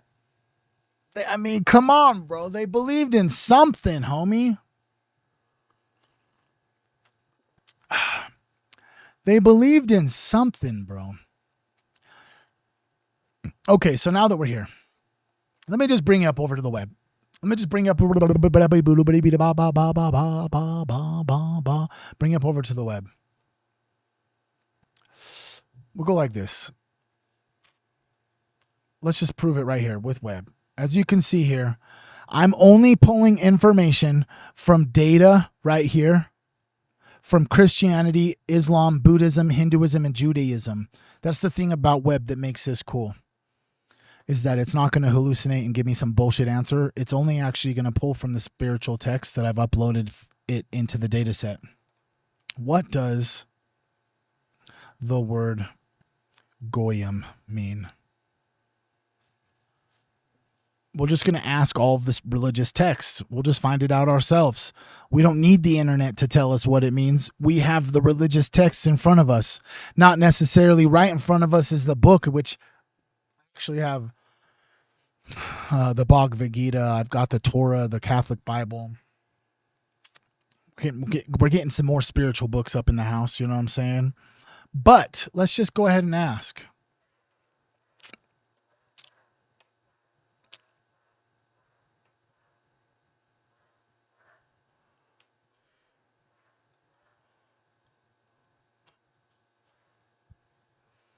Okay, so up here it says the word goyim.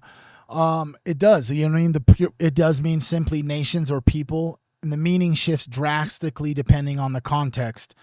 From a neutral biblical term for any nation, including Israel itself, to a more specific rabbinic designation for non-Jews.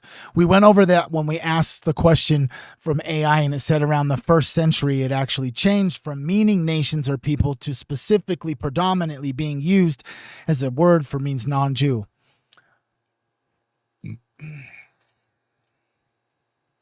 The rabbinic literature, the Mishnah and the Babylonian Talmud, goy becomes a legal term meaning non-Jew, more specifically for someone outside the covenant community of Israel. The English translation in the Talmud documents consistently render goy or goyim as Gentile or heathen in legal context.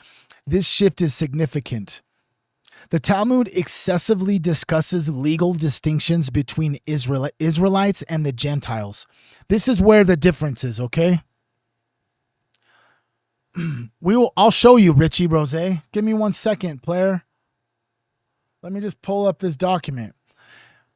This is in the Talmud, that ritual law. The children of Israel, but not Gentiles, means appears as a recurring formula, specifically sacrificial offerings, purification rites, and Nazirite vows apply to Israelites, but not the Gentiles.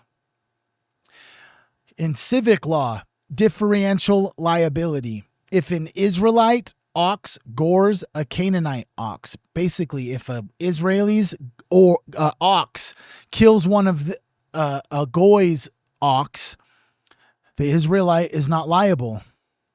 But the reverse requires full payment. So if a goyim kills an Israelite's ox, then the goyim has to pay for it. But if an Israelite's ox kills the goyim's ox, the Israelite's not liable. Idolaters are subject to the 7 Noahide laws. One Talmud passage notes that the majority of Gentiles are not minim or heretics, and genetic outside in the land of Israel are not idolaters.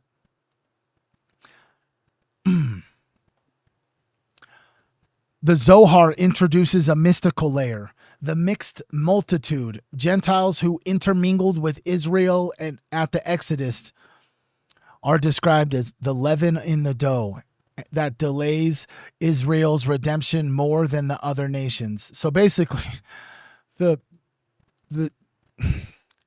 Jews who mated with the Gentiles are the ones that are delaying Israel's redemption.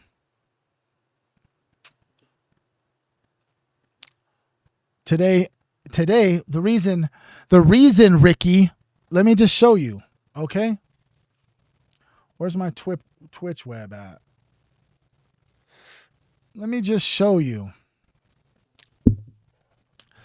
Please pull up all the times people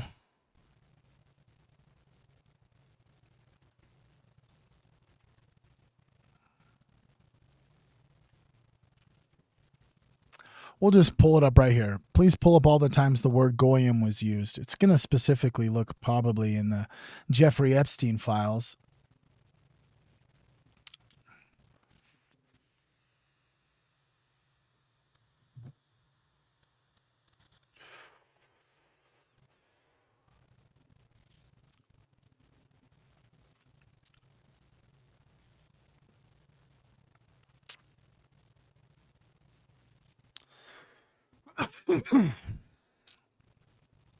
Here we are.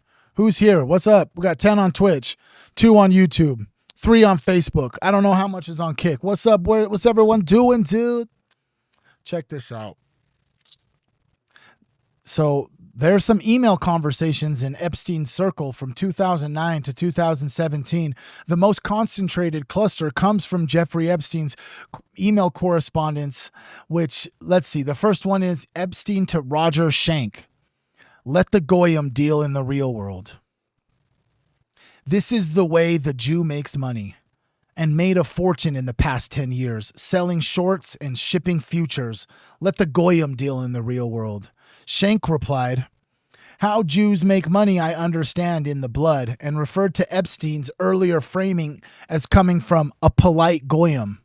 And this exchange happened across multiple emails on the same day, suggesting an ongoing conversation that treated goyim as like a casual in-group categorization of non-Jews as financial laborers doing the real work while the Jews profit from the sophisticated financial instruments.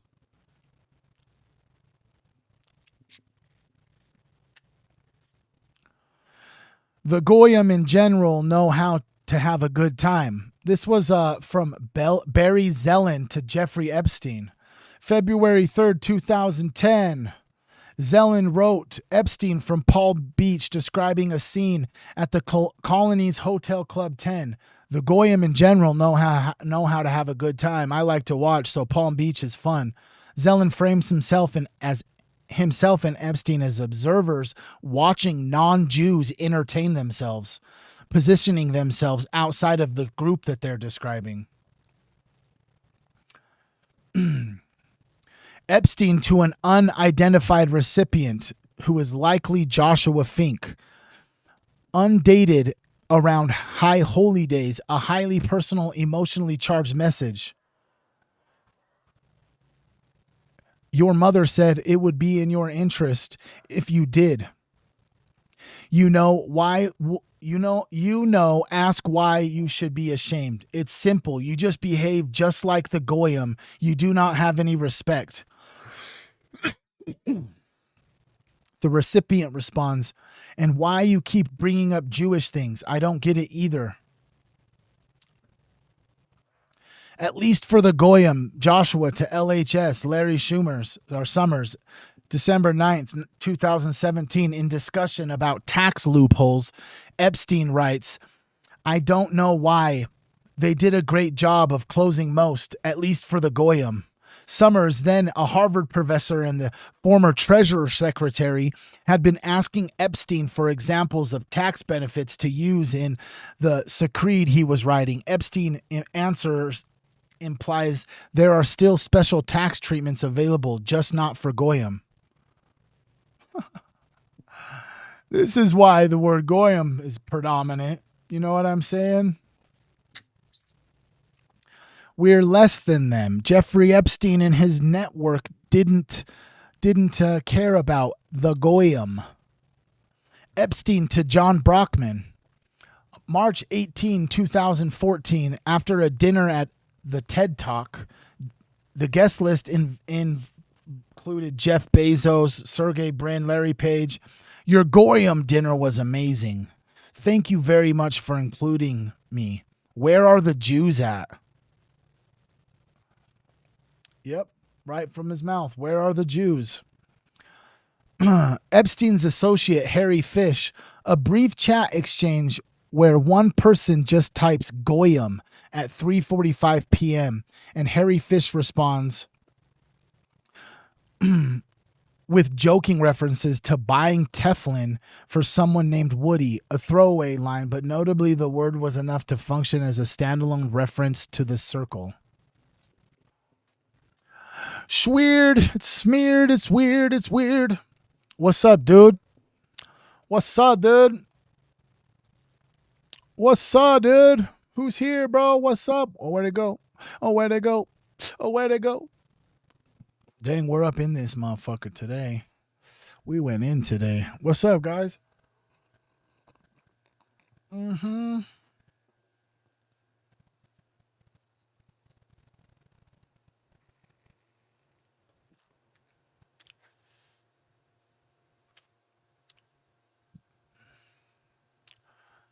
Bring it up, bring it up, bring it up, bring it. I have an interesting question. We got just a second. Got it. Pause. Share. Copy link. Close. I'm just trying to get this all set up for this video we are going to watch. This video we're transitioning to.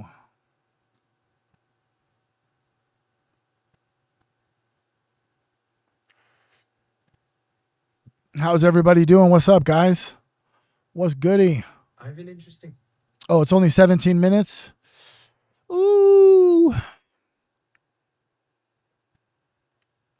Yeah, do you guys believe that freaking CERN? About CERN being shut down, bro? Wait a second. Was this the Saad Guru one?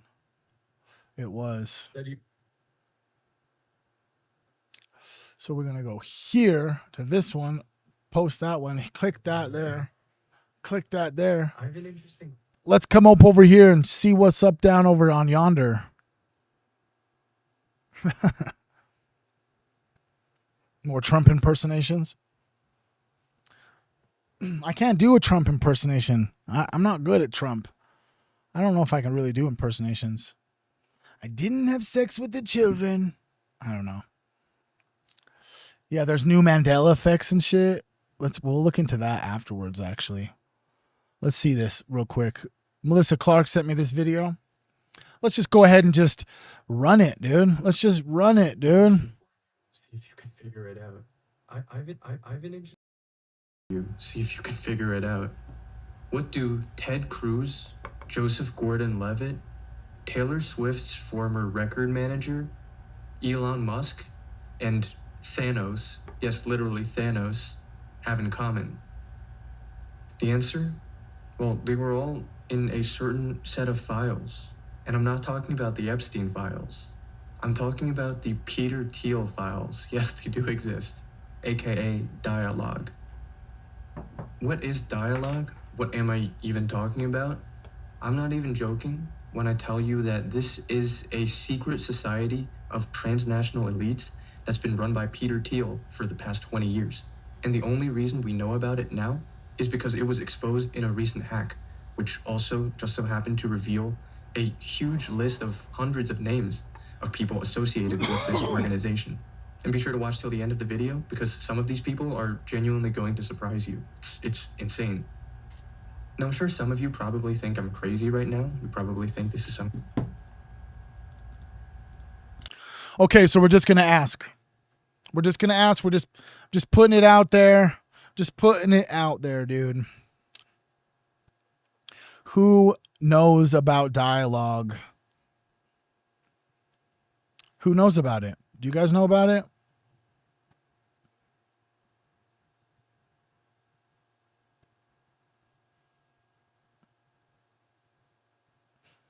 Who knows about dialogue? Dialogue. Yeah, we were talking about dialogue in Peter Thiel's Secret Society a few weeks ago when this story broke, actually. Let me just ask Perplex real quick, Monica, just to give you a little breakdown. Can you give me a brief description of the leak that happened talking about the supposed secret society ran by Peter Thiel called Dialogue? Sure. A recent leak exposed internal documents from Dialogue, a secretive invitation-only society co-founded by Peter Thiel in 2006. These documents revealed the names of over 200 influential attendees, politicians, tech executives, and other elites who register for private retreats. The agenda of these gatherings includes off-the-record discussions on topics ranging from world conflicts and nuclear energy to cult building and sex.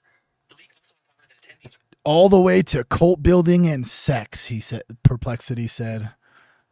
So if we know that Peter Thiel was homies with Epstein, and Epstein, from being on my channel, we've talked a lot about Epstein being connected and obsessed with secret societies, people repeatedly asking him about the talking about Bohemian Grove and wanting to create an intelligence agency, and Peter Thiel's all up in there. This story broke that a hacker got into this thing and leaked the guest list of everyone who has been involved in said dialogue, which is what the secret society group is called.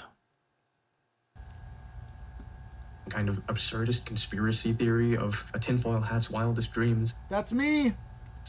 And honestly, if that's your initial instinct, I don't blame you whatsoever. All of this does sound too crazy to be true. I had to do a double take when I was doing research on it. But as I always do, by the end of this video, I'll prove to you that this is not me just pulling things out of my ass. It's literally on the public record. It's publicly documented information that can be found with the easiest Google or Wikipedia search. And by the way, at the same time, that makes me wonder, given that this information is not difficult to find, why is no one else talking about it? I don't hear a single prominent figure in either the mainstream media or the independent media covering the story. So it genuinely makes me question, like, what's going on? Is there some kind of deeper reason why people seem to be avoiding this topic and not wanting to talk about it? Is it out of fear, perhaps? And if that's the case, well, I want to take an abundance of caution. So, just to make it clear, as I've done several times and as people in my comments tell me I should do, I absolutely love my life. I would never do anything harmful or self-destructive, if you know what I mean. Everyone who knows me in real life would say I'm happy and healthy, and I'm not the type of person who would get into some kind of bizarre accident. Don't even...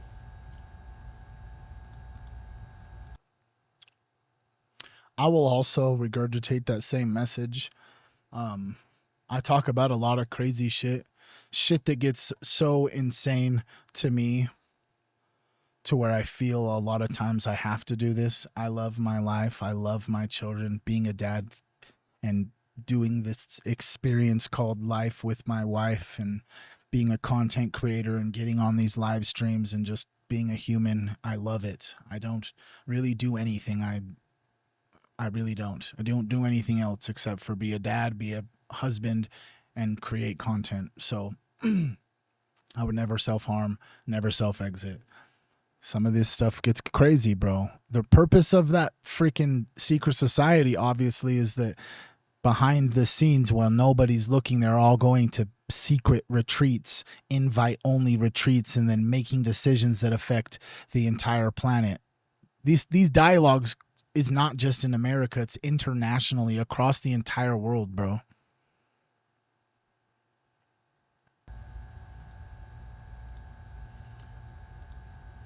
And I will just point out to everybody that's listening, really just think, hasn't the world just gotten so crazy that people actually even have to feel that they have to say those type of things? You know what I mean? Free speech is under attack. Charlie Kirk got Charlie Kirked for what he believed and what he said out loud. So just take that to heart. It's kind of a crazy world where when we start to talk about certain topics, the person talking about it feels compelled to verify that they're in good health and they love their life. Didn't take any substances, by the way. Anyways, let's get into it, and this is going to get wild. Dialogue, as I mentioned earlier, is a secret invite-only network founded by Peter Thiel in 2006. You know, the same Peter Thiel who's part of the PayPal mafia, the same Peter Thiel who runs Palantir, the world's most dystopian company, the same Peter Thiel who can't even say in an interview if he wants the human race to survive. You would prefer the human race to endure, right? You're hesitating. Yeah, well, yes? I don't know. I would, This is a long hesitation. This is a long hesitation. The same Peter Thiel, by the way, whose name is literally an anagram for the reptile, even though that's just a coincidence. It's surely an interesting one. And the co-founder of this company, by the way, is actually another shady tech billionaire named Orrin Hoffman, who just so happens to be of a certain group, let's just put it that way, and just so happens to have deep connections to Greatest Ally. But anyways, this private society is meant to bring together some of the most ultra-wealthy and ultra-influential individuals in the entire world. Specifically, it includes powerful figures from the fields of AI and tech, venture capital and finance, military intelligence, Hollywood and the entertainment industry, and even well-known politicians. It's pretty much the exact definition of George Carlin's quote, "It's a big club and you're not in it." Because it really is a big club that encompasses so many different areas of society, and these people collectively have such an extraordinary amount of influence.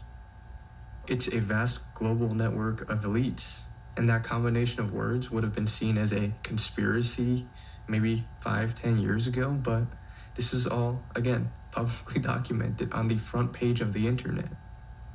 What this organization does is they engage in private group chats, but they also host exclusive VIP in-person retreats in very secluded and private areas to ostensibly discuss world issues, or at least that's what they say it's about. It's definitely just an innocent meaning to have mock debate sessions, I'm sure, and absolutely nothing else suspicious going on. But just based on this description, doesn't it kind of remind you of things like a certain person's private island, or a certain historical family dynasty's exclusive parties, or a certain mysterious grove in the woods in California, if you want to get even darker, deeper down the rabbit hole? Anyways, another interesting thing about this organization is that they actually have a tier list, like a specific system to rank members. They secretly grade people on a scale of A, B, or C, and I think they also have other criteria as well. So on that point, doesn't this also remind you of another historical fraternal organization that has different levels or tiers of membership, and everyone's trying to get to the highest tier? It's really dark stuff. And when you think about it, this whole dialogue thing, it literally feels like a combination of every single conspiracy theory ever. Except for the fact that, again, it's not a conspiracy. It's publicly documented on even mainstream sites now. You can find it so easily on Google and Wikipedia, and as always, I encourage you to look up this stuff for yourself as well. I heard a quote once that goes something like, "Conspiracy theories don't even exist anymore because all of them have been proven true now."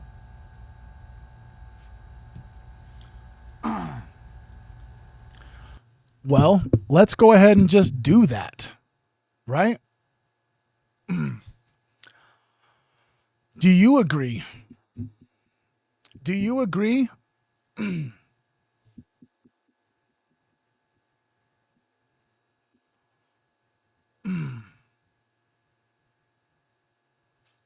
Do you agree that all of the conspiracy theories just seem to have come true?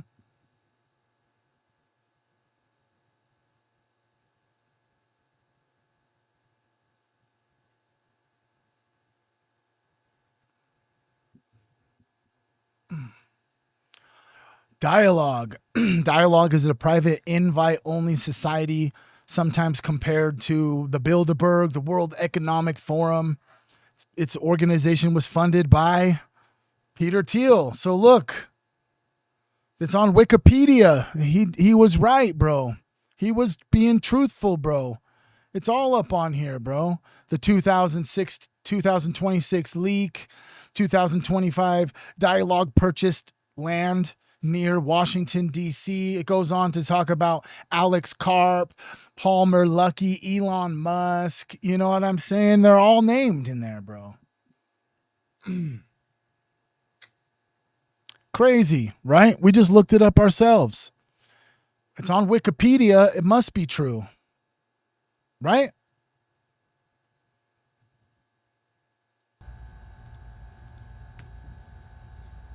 I'm just going to read to you a list of the leaked discussion topics from this private group chat of transnational elites.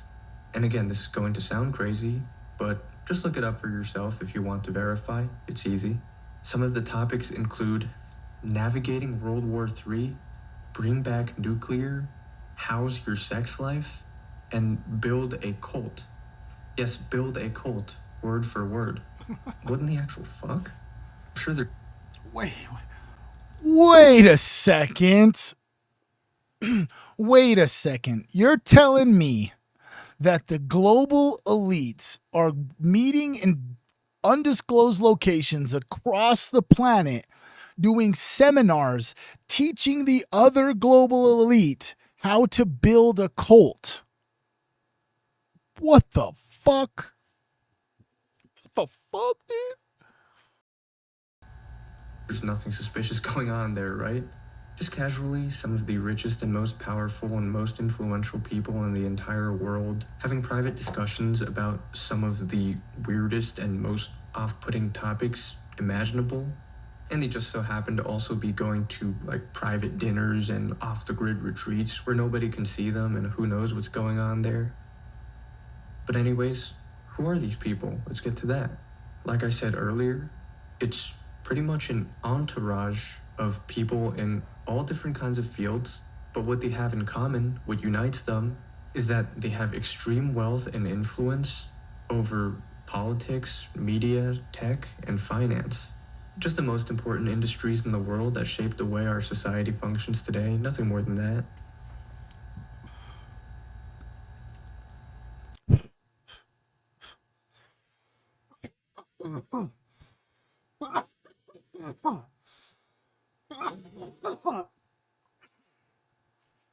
You're telling me that we're in a world where the democracy is not real anymore? It seems that wealth is what controls politics. It's not what the people want. Wait a second. We've been lied to. It seems quite obvious, doesn't it?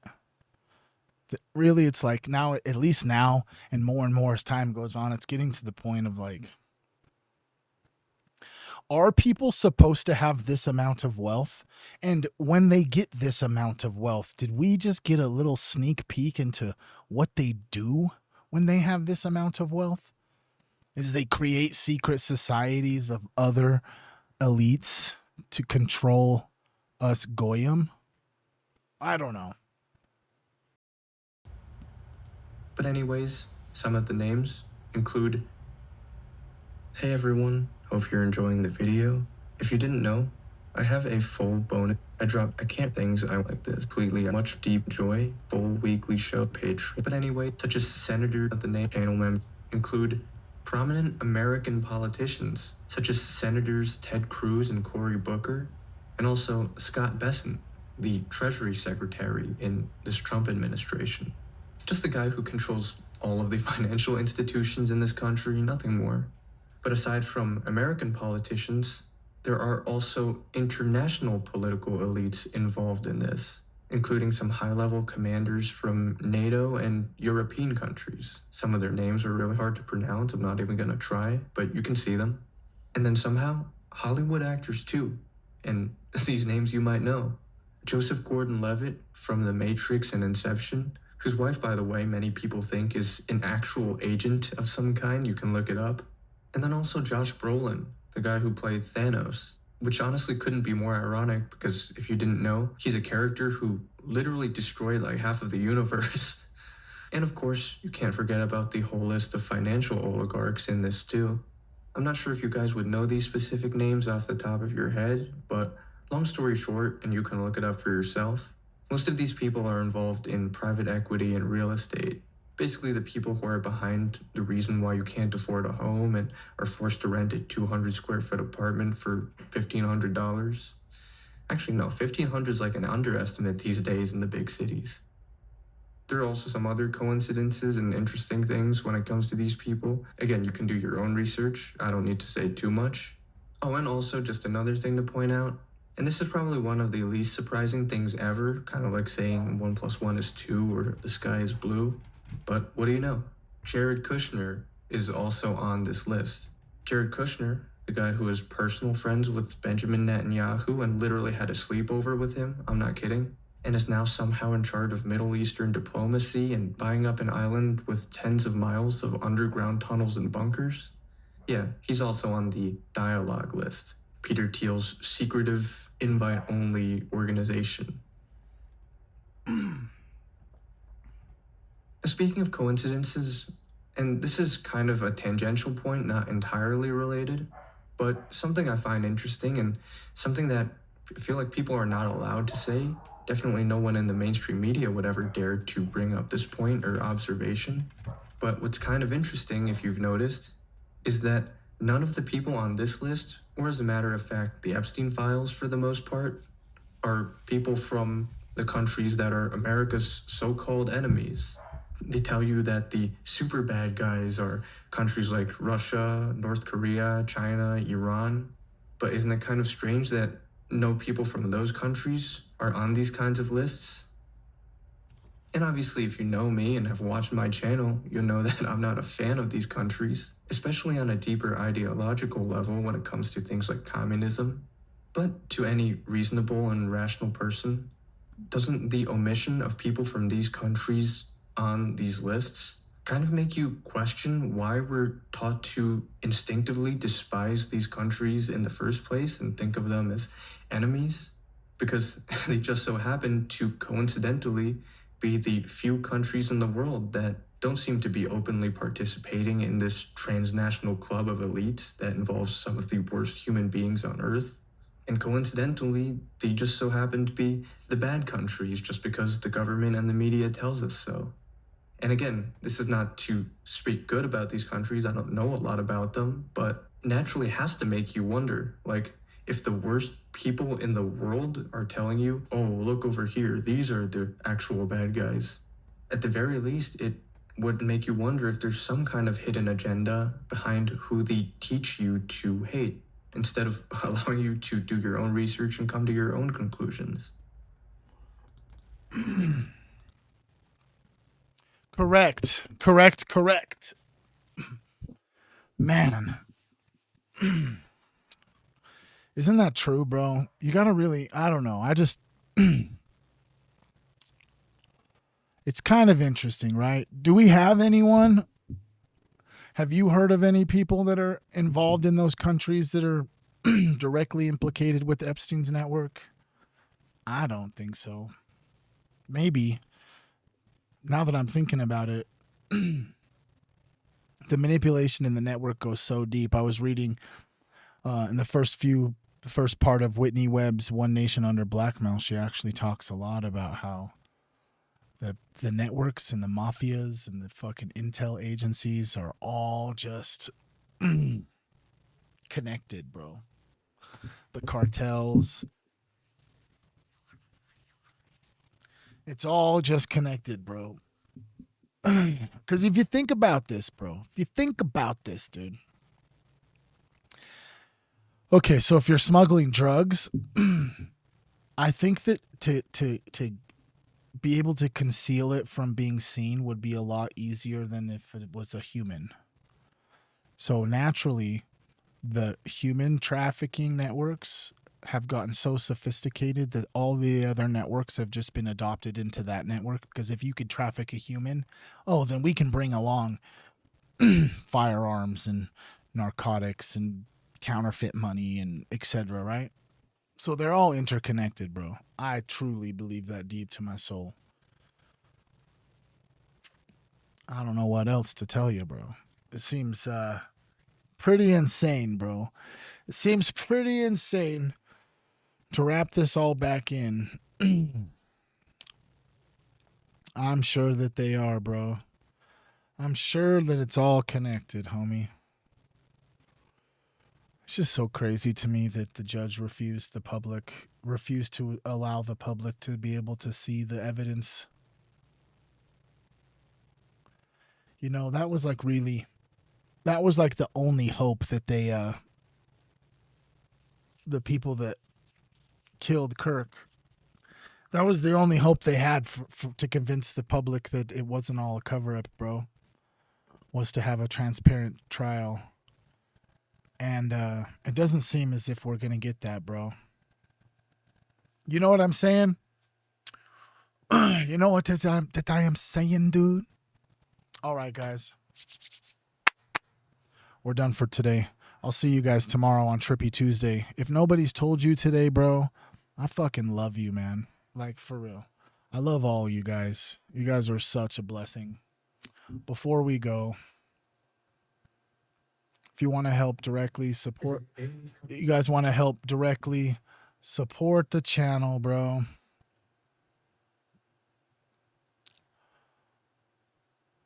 You can go to tripoverdrip.shop.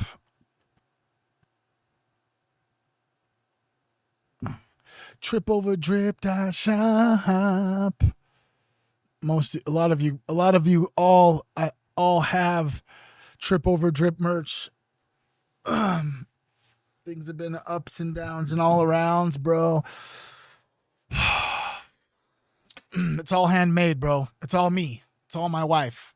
It's all just me, bro. We're trying to do all this stuff, bro. I'm trying to stay afloat, trying to stay positive. Just trying to. Oh, you are giggles. Oh my gosh. I got you. Sorry.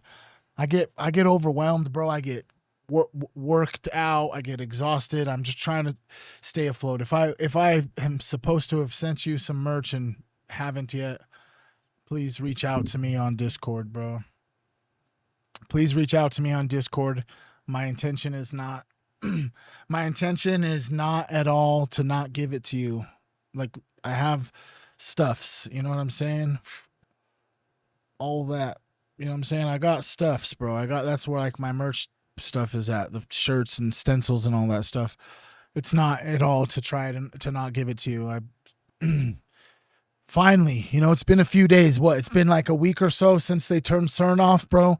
Let's just, you know what I mean? The frequency is leveling out. Do you guys believe that's what's happening, bro? Do you guys believe that what's happened? Oh yeah, we were going to look up. Let me see if I can find this. Let's go over here. You said that you think there is new Mandelas?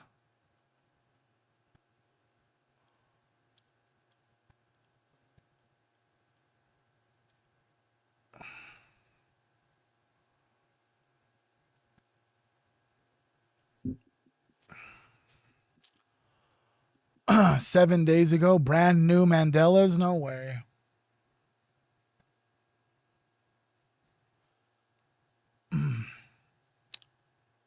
I don't think there is. We're going to have to wait and see. Let's just run it. Few cartoon characters are more recognizable than Snoopy.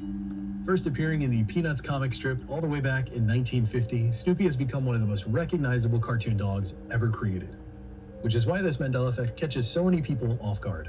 You can go ahead and ask anybody to picture Snoopy from memory. I'm going to ask you to do it right now. And most people will describe him as a white dog with a black ear and a black tail. But today's Mandela effect has to do with exactly that. Snoopy's tail is white. It's not black, it's white. According to the comic strips, the cartoons, the merchandise, and all the official artwork, Snoopy's tail has always been white. Yet a surprising number of people remember it differently. What makes this one so compelling is that it is a physical feature of one of the most recognizable cartoon characters ever created. I mean, Snoopy has been around over 75 years and has appeared in every form of merchandise imaginable for decades. Despite all that exposure, many people still remember him. I don't know. He doesn't look correct right there, right? Does he look right to you? With the little white tail? That doesn't look right to me. I don't know. Him with a black tail. And speaking of Peanuts and Snoopy, there's actually another Mandela effect that I've never talked about regarding this franchise.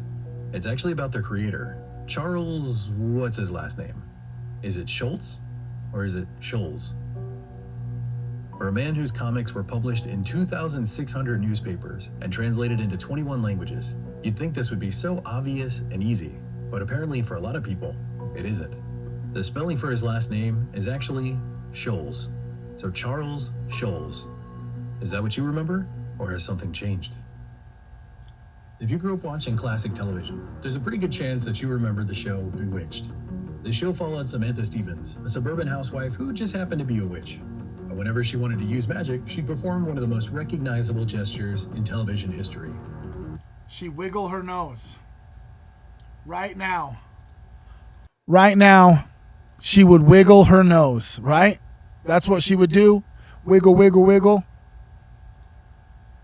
Or at least that's how people remember it. Ask almost anyone what Samantha did before casting a spell, and they'll give you the exact same answer. She wiggled her nose. In fact, that's become such a part of pop culture that you'll find countless articles, discussions, and references discussing it as Samantha's famous nose twitch. But if you go back and watch the actual footage, you won't find her wiggling her nose. Look what is actually happening.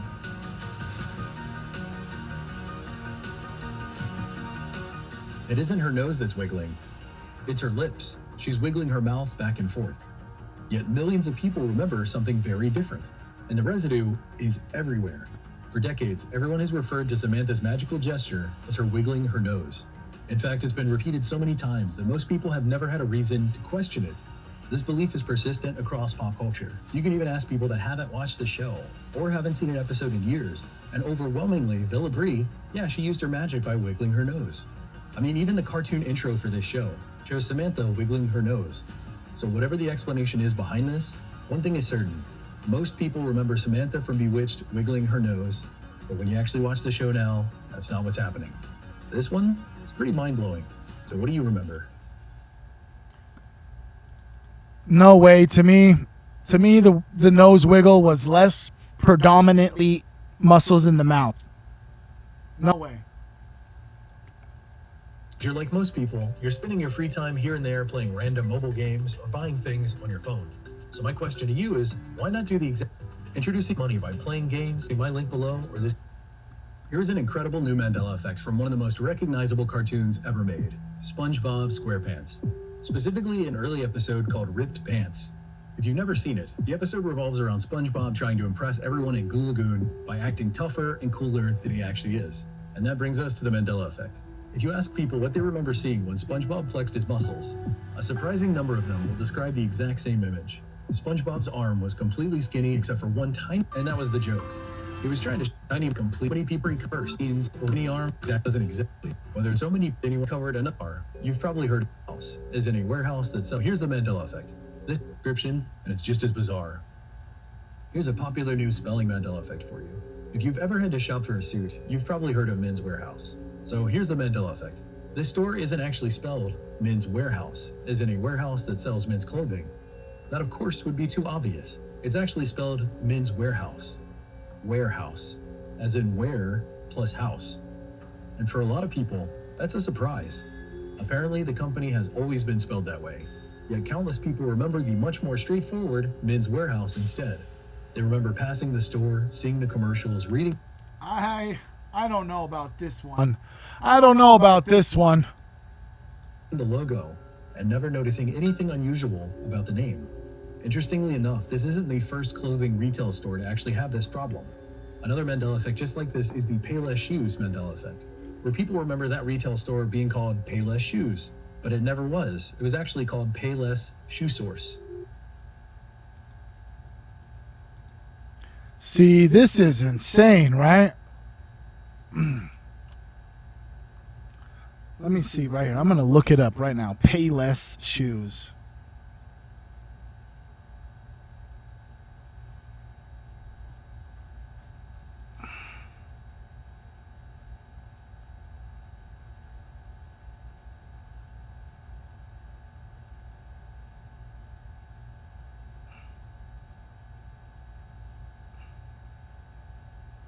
I mean, it shows up Payless. No way, never said Payless Shoe Source. Weird. So what do you think? Maybe you remember it being spelled this way all along. Whatever you believe, it's another super weird example of thousands of people sharing the exact same memory and then discovering that reality says otherwise. Australia's cane toad disaster is often cited as one of the worst biological control failures in history. Even if you're not from Australia, the basic story is pretty familiar. Invasive cane beetles were causing problems for sugarcane farmers. This caused a massive problem, and they needed a massive solution. So they brought in another invasive species, the cane toad, to deal with the cane beetles. This plan failed, and the toad spread across the country. This resulted in Australia ending up with a far bigger problem than the one it was trying to solve. At least that's how so many people remember the story. A surprising number of Australians remember learning that the beetles were an introduced and invasive species. In fact, for many people, that was the entire irony of the story. One invasive species was brought in to control another invasive species, and the solution ended up becoming an even bigger disaster. Except, according to history, the cane beetles weren't invasive at all. They were native to Australia. Many Australians distinctly remember being taught the invasive beetle version of that story. Yet today, that detail seems to have completely vanished. The cane toads were indeed introduced, but the beetles they were brought in to control were apparently native all along. Weird. Weird. Dude, that's what dude, I am not Australian, but from all the reading and what if you, the mind control is crazy, bro. If you think about MK Ultra, bro, what if the Mandela effect is all just a huge experiment to see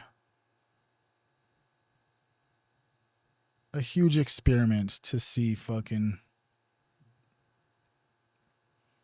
who and how and what and why people are able to like program, you know? They're all like research experiments to see how programming techniques are effective.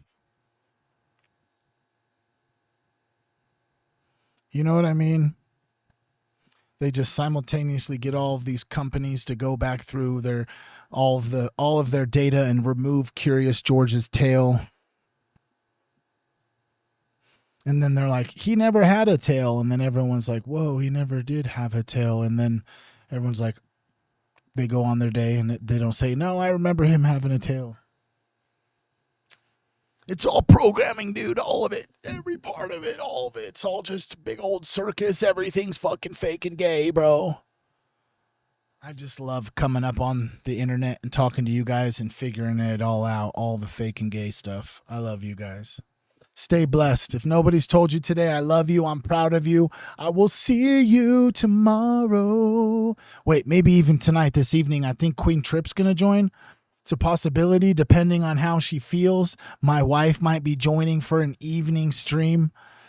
We'll just have to see how it goes. If not, then we're going to get her on one here soon. All right, guys? Or yeah, what if the Mandela effects is that we're all fucking here living on a different frequency at the same time collectively and all just doing all that? You know what I'm saying? I love you guys. Peace out.